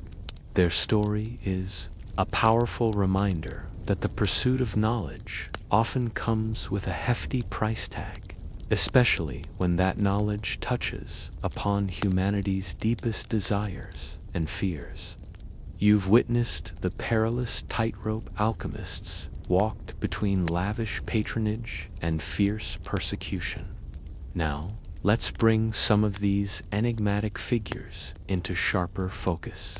You're about to meet some of the most notable figures in medieval alchemy, a motley crew ranging from profound visionaries who genuinely pushed the boundaries of understanding to outright charlatans who preyed on the gullible. Imagine a grand hall where portraits of these individuals hang, each one telling a tale of brilliance, obsession, or deceit. There's no single archetype for an alchemist. They were as diverse as the substances they manipulated, often reflecting the turbulent times in which they lived. Our first portrait is a familiar face from the Islamic Golden Age, Jabir ibn Hayyan, known in the Latin West as Geber, c. 721, c. 815 AD. You've already encountered him as the father of chemistry. He stands here not as a mystical sorcerer, but as a meticulous experimentalist. A mainstream historical fact is that Jabir's contributions were genuinely foundational. He advocated for systematic experimentation, emphasizing that the first essential in chemistry is that you should perform practical work and conduct experiments. For he who performs not practical work nor makes experiments will never attain to the least degree of mastery. You see him surrounded by alembics and retorts, meticulously recording the precise weights and conditions of his reactions. His work on acids, sulfuric, nitric, and aqua regia, and his sulfur-mercury theory of metals were groundbreaking. He was not just seeking gold. He was building a theoretical framework for understanding matter, laying the groundwork for chemistry. His influence was so profound that many later Latin alchemical texts were attributed to Geber to lend them authority, even centuries after his death, making it difficult for historians to distinguish his genuine works from pseudo-Jabirian texts. Next, you encounter the imposing figure of Albertus Magnus c. 1200 to 1280 AD, also known as Saint Albert the Great. This isn't your typical shadowy alchemist. He was a Dominican friar, a bishop, and arguably one of the greatest intellectuals of the High Middle Ages, a student of Aristotle and a teacher of Thomas Aquinas. He represents the academic, philosophical face of alchemy. He believed that alchemy was a legitimate natural science, an art that imitated nature. He wrote treatises describing minerals and metals, and his work, De Mineralibus Minerals, contains sections on chemical operations.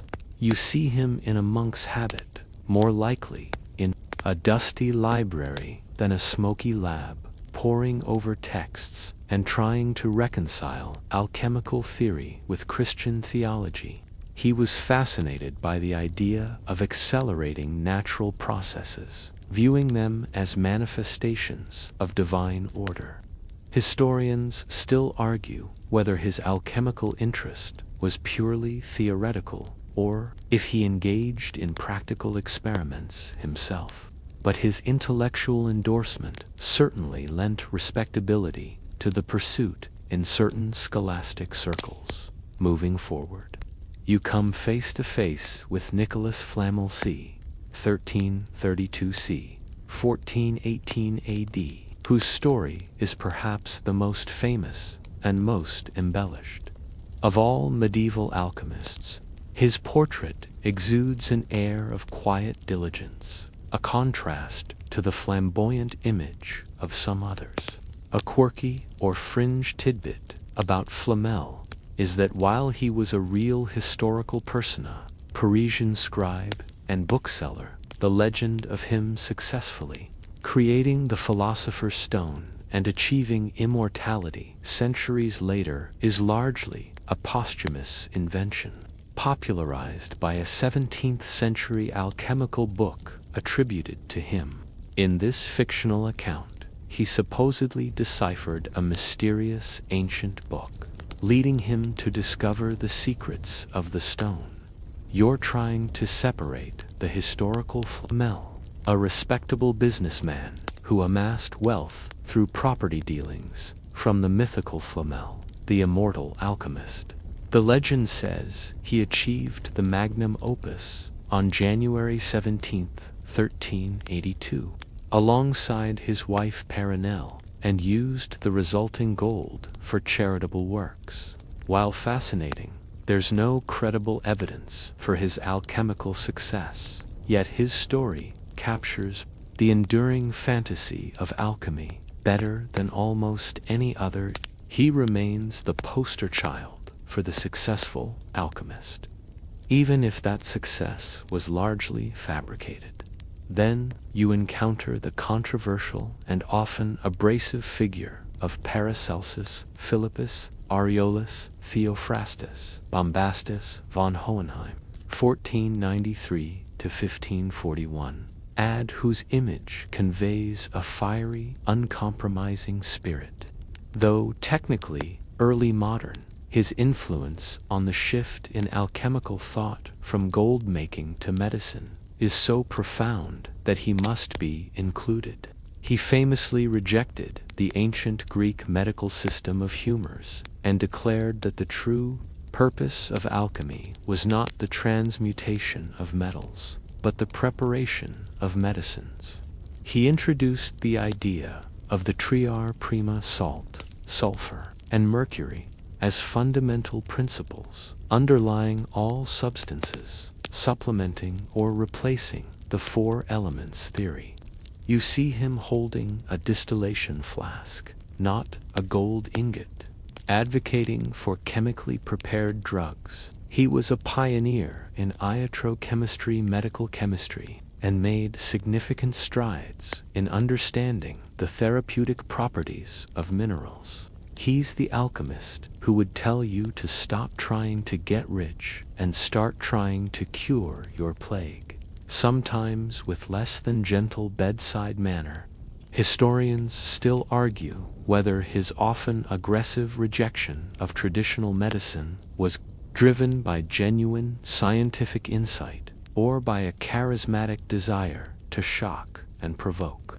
But his impact on the future of chemistry and medicine is undeniable. Finally, you see a shadowy figure, perhaps a generic portrait of a court alchemist or a charlatan. These individuals often promised much and delivered little. They might be skilled manipulators of perception, using chemical tricks to simulate transmutation or concocting elaborate narratives to explain away their failures. You recall the stories of fake gold being produced, or of transmutations happening behind a screen, only for the audience to discover that real gold was merely swapped in. These charlatans preyed on the greed and desperation of their patrons, often escaping with their lives only by promising future, even more spectacular results. While they didn't advance scientific knowledge, their existence highlights the powerful allure of alchemy's promises and the moral ambiguities of the period. Their ultimate fates, often imprisonment or death, served as stark warnings. These figures, from the systematic scholar to the mythical goldmaker and the medical revolutionary, illustrate the broad spectrum of individuals who engaged with alchemy. Some, like Jabir were true pioneers of experimental science, driven by a thirst for knowledge. Others, like the legendary Flamel, became symbols of alchemy's ultimate, unfulfilled promise. And then there were the charlatans, who exploited the dream for personal gain. Each, in their own way, contributed to the rich, complex tapestry of medieval alchemy, making it a field of study that defies simple categorization. Their stories are a testament to the enduring human desires for wealth, health, knowledge, and perhaps just a touch of the miraculous. Having met the varied personalities who shaped alchemy, from the meticulous scholar to the legendary figure and the outright trickster, you now arrive at a critical juncture in our story. This is where you begin to truly understand that despite its mystical aims and symbolic language, alchemy wasn't just a dead end. It was a crucial proto-science, laying foundational groundwork for what would eventually blossom into modern chemistry. Imagine standing at a crossroads in history. On one path, you see the continuation of the alchemists' grand, seemingly impossible dreams of turning lead into gold and achieving immortality. On the other, a dimly lit, arduous path that, against all odds, leads towards the systematic, empirical study of matter. This latter path is the unintended legacy of alchemy. A mainstream historical fact is that many of the laboratory techniques, apparatus, and fundamental observations we associate with early chemistry were refined, if not invented, by alchemists. Think about it. To pursue the philosopher's stone, alchemists had to develop methods for purifying substances, separating mixtures, and understanding how different materials react when heated, cooled, or mixed. You see an alchemist meticulously setting up a distillation apparatus, carefully controlling the heat of the furnace. This isn't just a ritual, it's a precise chemical operation. They pioneered, or significantly improved, distillation, the process of separating components of a liquid mixture based on their different boiling points. Alchemists perfected the alembic and retort, creating purer alcohols, essential oils, and strong acids. This laid the foundation for everything from perfumery to the modern chemical industry. You can almost smell the strong spirits produced in their stills, far more potent than anything available before. Sublimation, the process where a solid turns directly into a gas, bypassing the liquid phase. Alchemists observed and utilized this to purify volatile compounds like arsenic and mercury. You watch as a colorful powder in a heated flask slowly disappears, only to reappear as pristine crystals on the cooler parts of the glass. Calcination, the heating of solids to high temperatures, often to remove impurities or change their chemical state. This was essential for preparing metals for further processing. You hear the crackle of a furnace as it transforms a raw ore into a fine, gray ash dot, dissolution and crystallization. Alchemists spent countless hours dissolving substances in various solvents and then carefully recovering them through crystallization, learning about solubility and the formation of pure compounds. You see beautiful, intricate crystals forming at the bottom of a cooling solution, a testament to their painstaking efforts.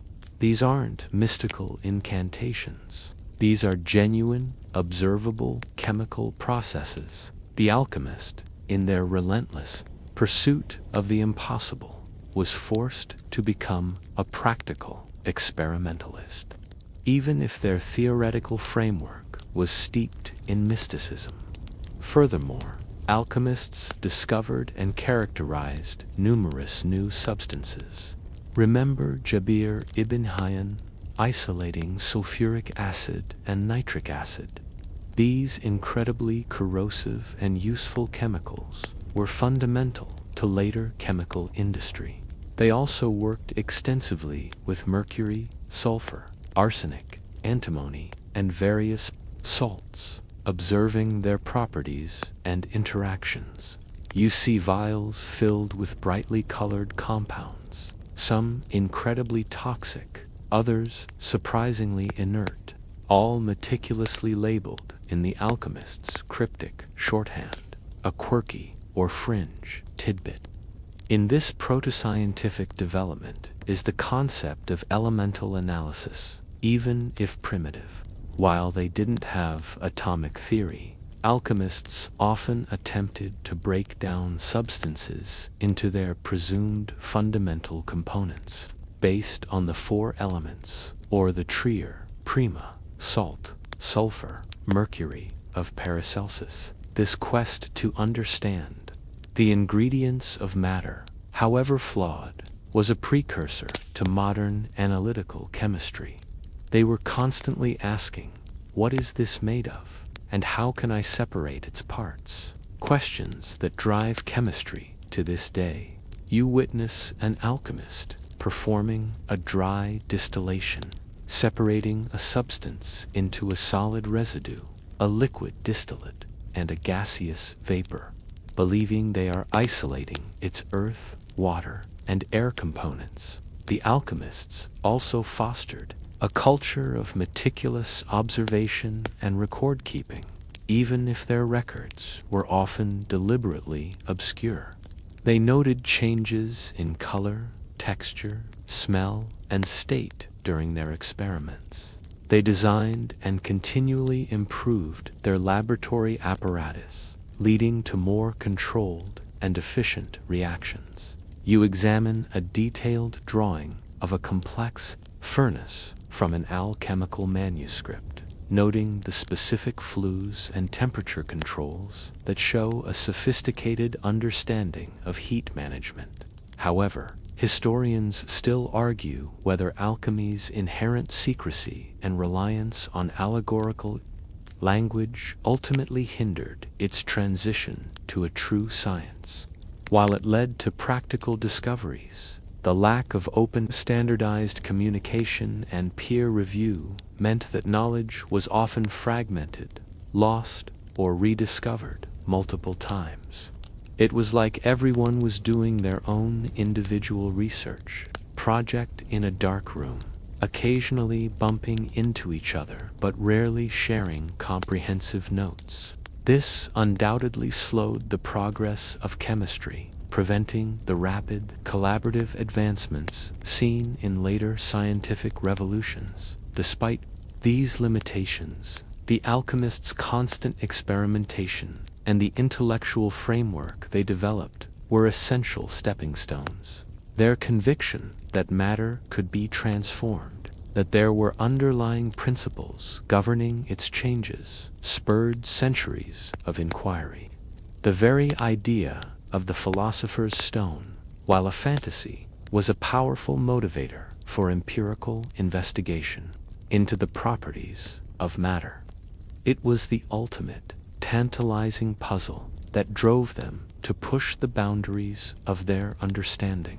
Ultimately, the persistent efforts of alchemists to turn base metals into gold, to discover the elixir of life, and to uncover the prima materia led them to encounter real chemical phenomena.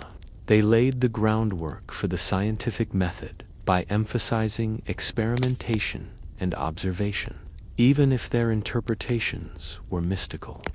They created the first true laboratories and developed much of the basic equipment that would be inherited by the first chemists. So, as you emerge from the proto-scientific landscape of medieval alchemy, you understand that its legacy is far richer than just a failed quest for gold. It was a centuries-long, often dangerous, but ultimately productive journey that, through tireless experimentation and a deeply philosophical engagement with the material world, inadvertently built many of the fundamental pillars upon which the grand edifice of modern chemistry would eventually rise. They were explorers in the dark, and though they never found the mythical treasures they sought, their trails and tools became invaluable maps for those who came after. You've just witnessed how alchemy, despite its mystical garb, quietly laid the foundations for modern chemistry. But like all grand historical epochs, the age of alchemy, as a dominant intellectual paradigm, eventually had to cede the stage. You're now sensing a shift in the air, a gradual but undeniable decline as new ways of thinking and new methodologies began to emerge, ushering in the end of an era for medieval alchemy. Imagine the dawn of the 17th century. The intellectual landscape of Europe is changing rapidly. The Renaissance has ushered in a renewed focus on classical learning and humanism. The Protestant Reformation has challenged established authorities, and the age of exploration has expanded the known world. Crucially, a new intellectual current is gaining momentum: the scientific revolution.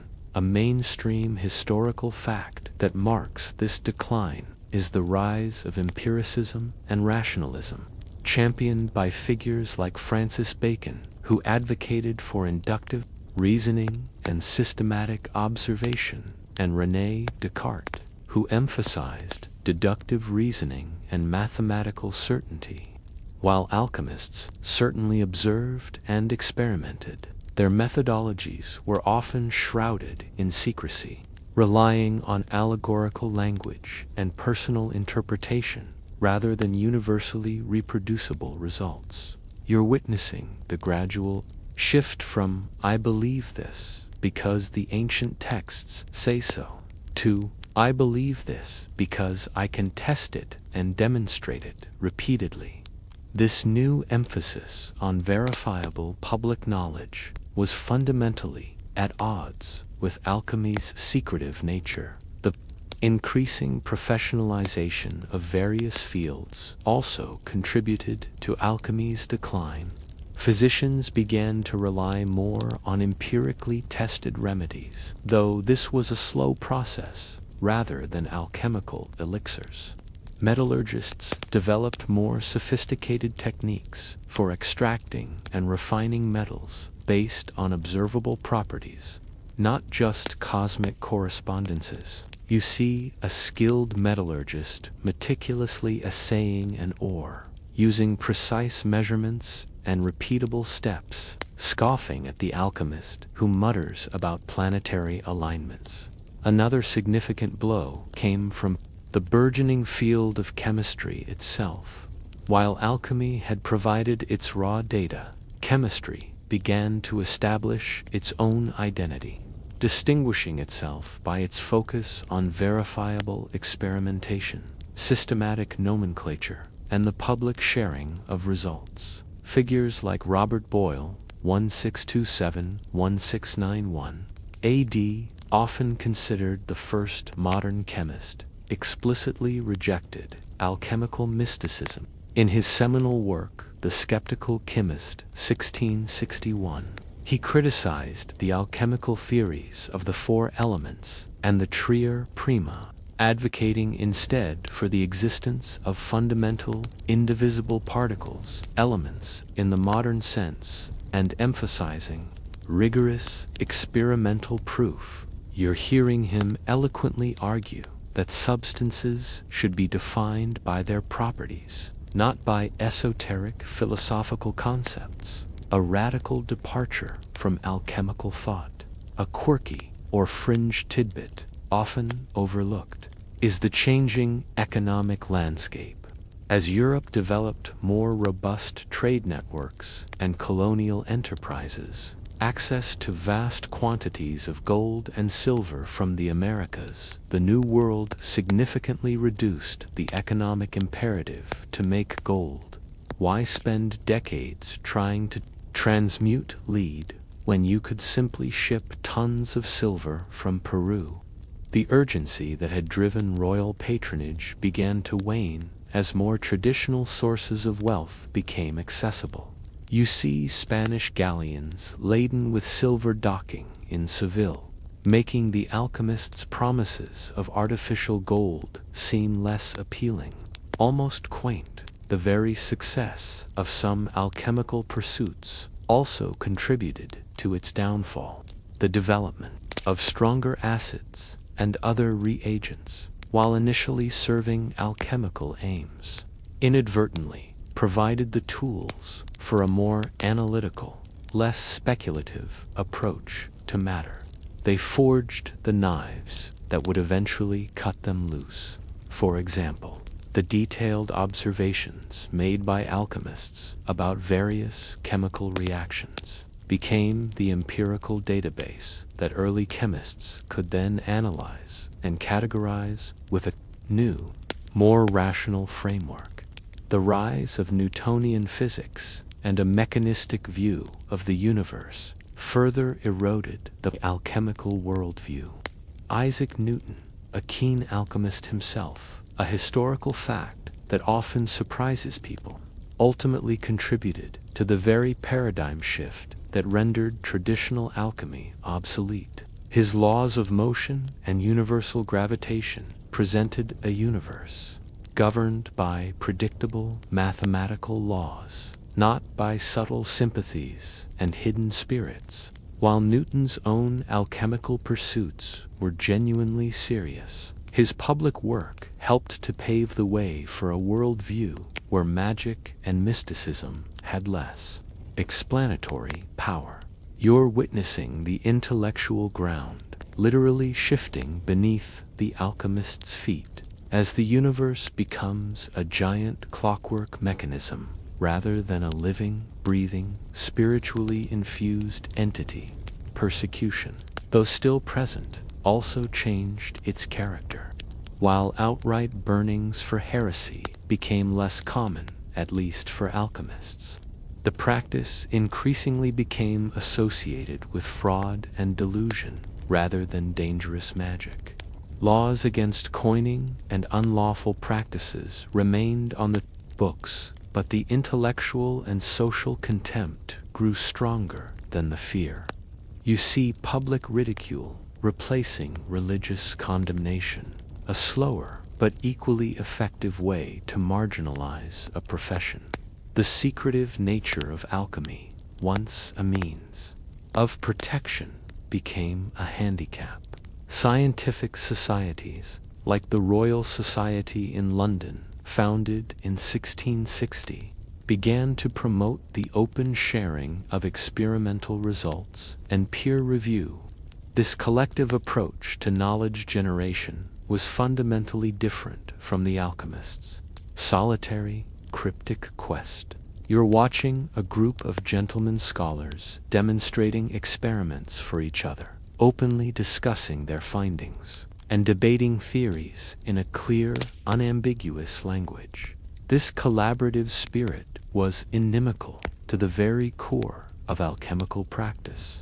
By the end of the 17th and throughout the 18th centuries, true alchemists, those still deeply engaged in the search for the philosopher's stone and the elixir of life, became increasingly rare, relegated to the fringes of society. Their numbers dwindled, their patrons grew scarce, and their texts became more curiosities than guides to cutting-edge research.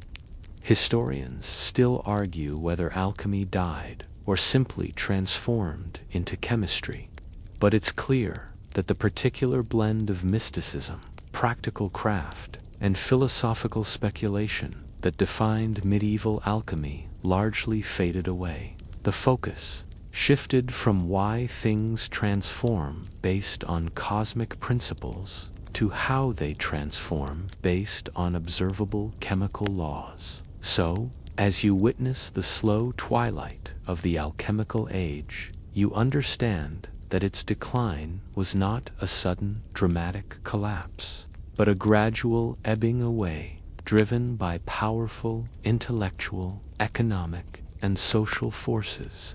The secret society of medieval alchemists didn't disappear overnight, but their methods, their goals, and their very worldview became increasingly out of step with a world rapidly embracing a new, more rational and empirical understanding of nature. The stage is now set for a final reflection on their enduring, if often misunderstood, legacy.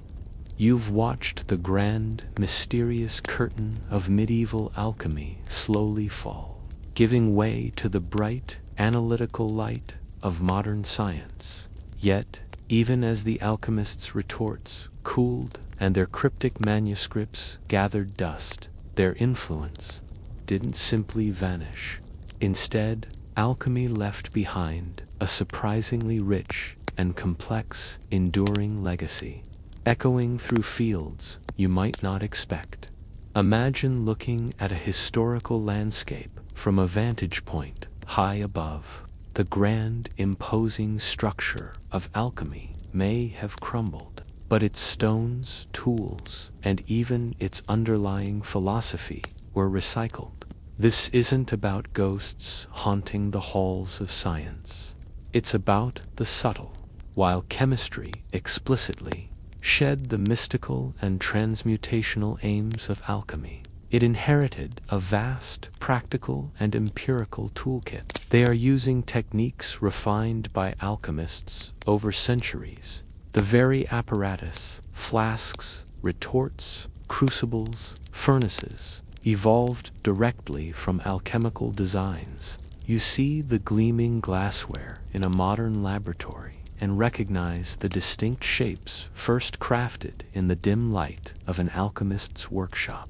Without the alchemist's tireless, often misguided, efforts to transform matter, the fundamental, hands-on experience and observational data that chemistry relied upon would have been severely lacking.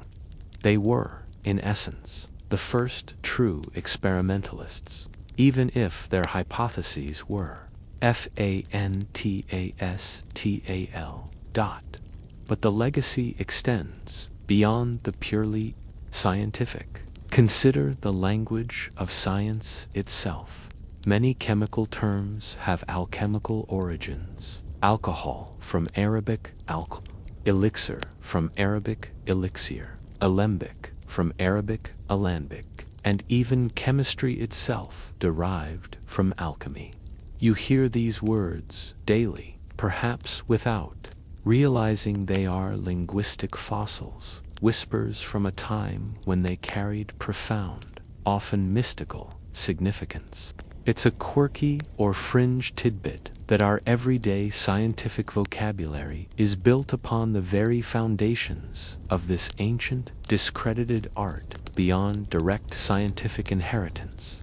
Alchemy left its indelible mark on art and literature. Its rich symbolism, Ouroboros, the philosophical egg, the king and queen, the various mythological creatures became powerful metaphors.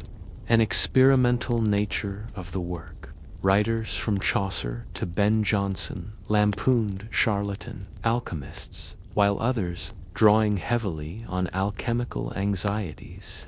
You might spot an old painting in a museum depicting a scholarly figure surrounded by odd flasks and furnaces, forever cementing their image in the cultural consciousness. Even modern psychology, particularly Jungian psychology, has found resonance in alchemical symbolism. Carl Jung saw the alchemical great work, with its stages of nigredo, albedo, and rubedo, as a powerful metaphor for the process of individuation, the psychological journey of self-discovery and transformation. The alchemist's quest to purify matter mirrored the human quest for psychological integration and wholeness. You could imagine Jung sitting in his study, poring over ancient alchemical texts, not for chemical recipes, but for insights into the human psyche, believing that the alchemists were, in their own way, mapping the depths of the unconscious mind. The enduring allure of alchemy also speaks to fundamental human desires that transcend time and scientific progress. The quest for perfection, whether of matter or self, the yearning for immortality, and the dream of unlimited wealth are timeless human aspirations. Alchemy provided a grand narrative, a system for pursuing these desires. While we no longer seek the philosopher's stone in a laboratory, these underlying motivations still drive innovation in fields like biotechnology, the quest for longevity, or material science, the creation of new perfected materials. Historians still argue whether alchemy's persistence was primarily due to its spiritual depth or simply its tantalizing, albeit unfulfilled, material promises. But its continued fascination certainly points to its resonant themes. Consider the notion of hidden knowledge and the secret society aspect. Alchemy fostered a fascination with esoteric traditions, cryptic clues, and hidden meanings. This intrigue continues to influence popular culture, from fantasy novels and video games to films and escape rooms. The idea of a secret brotherhood, possessing ancient wisdom passed down through generations, has its roots firmly in the alchemical tradition. You might even feel a thrill here in Bobo di Lasso, knowing that centuries ago, similar secrets were whispered and guarded in hidden chambers across the world, connecting you to a lineage of seekers. Finally, alchemy's legacy reminds us that the path of scientific discovery is rarely linear or purely rational. It's often messy, driven by passion, intuition, and even delusion. The alchemists were not simply fools. They were deeply curious individuals, operating with the best knowledge and philosophical frameworks available to them. Their mistakes, their frustrations, and their incremental discoveries all played a part in the grand tapestry of human knowledge. They embodied the spirit of relentless inquiry, the willingness to experiment and push boundaries, even when the ultimate goal proved unattainable. As the last flickering candlelight of the medieval alchemist's laboratory fades, replaced by the digital glow of your screen, you can appreciate that their story is not just a quaint historical footnote.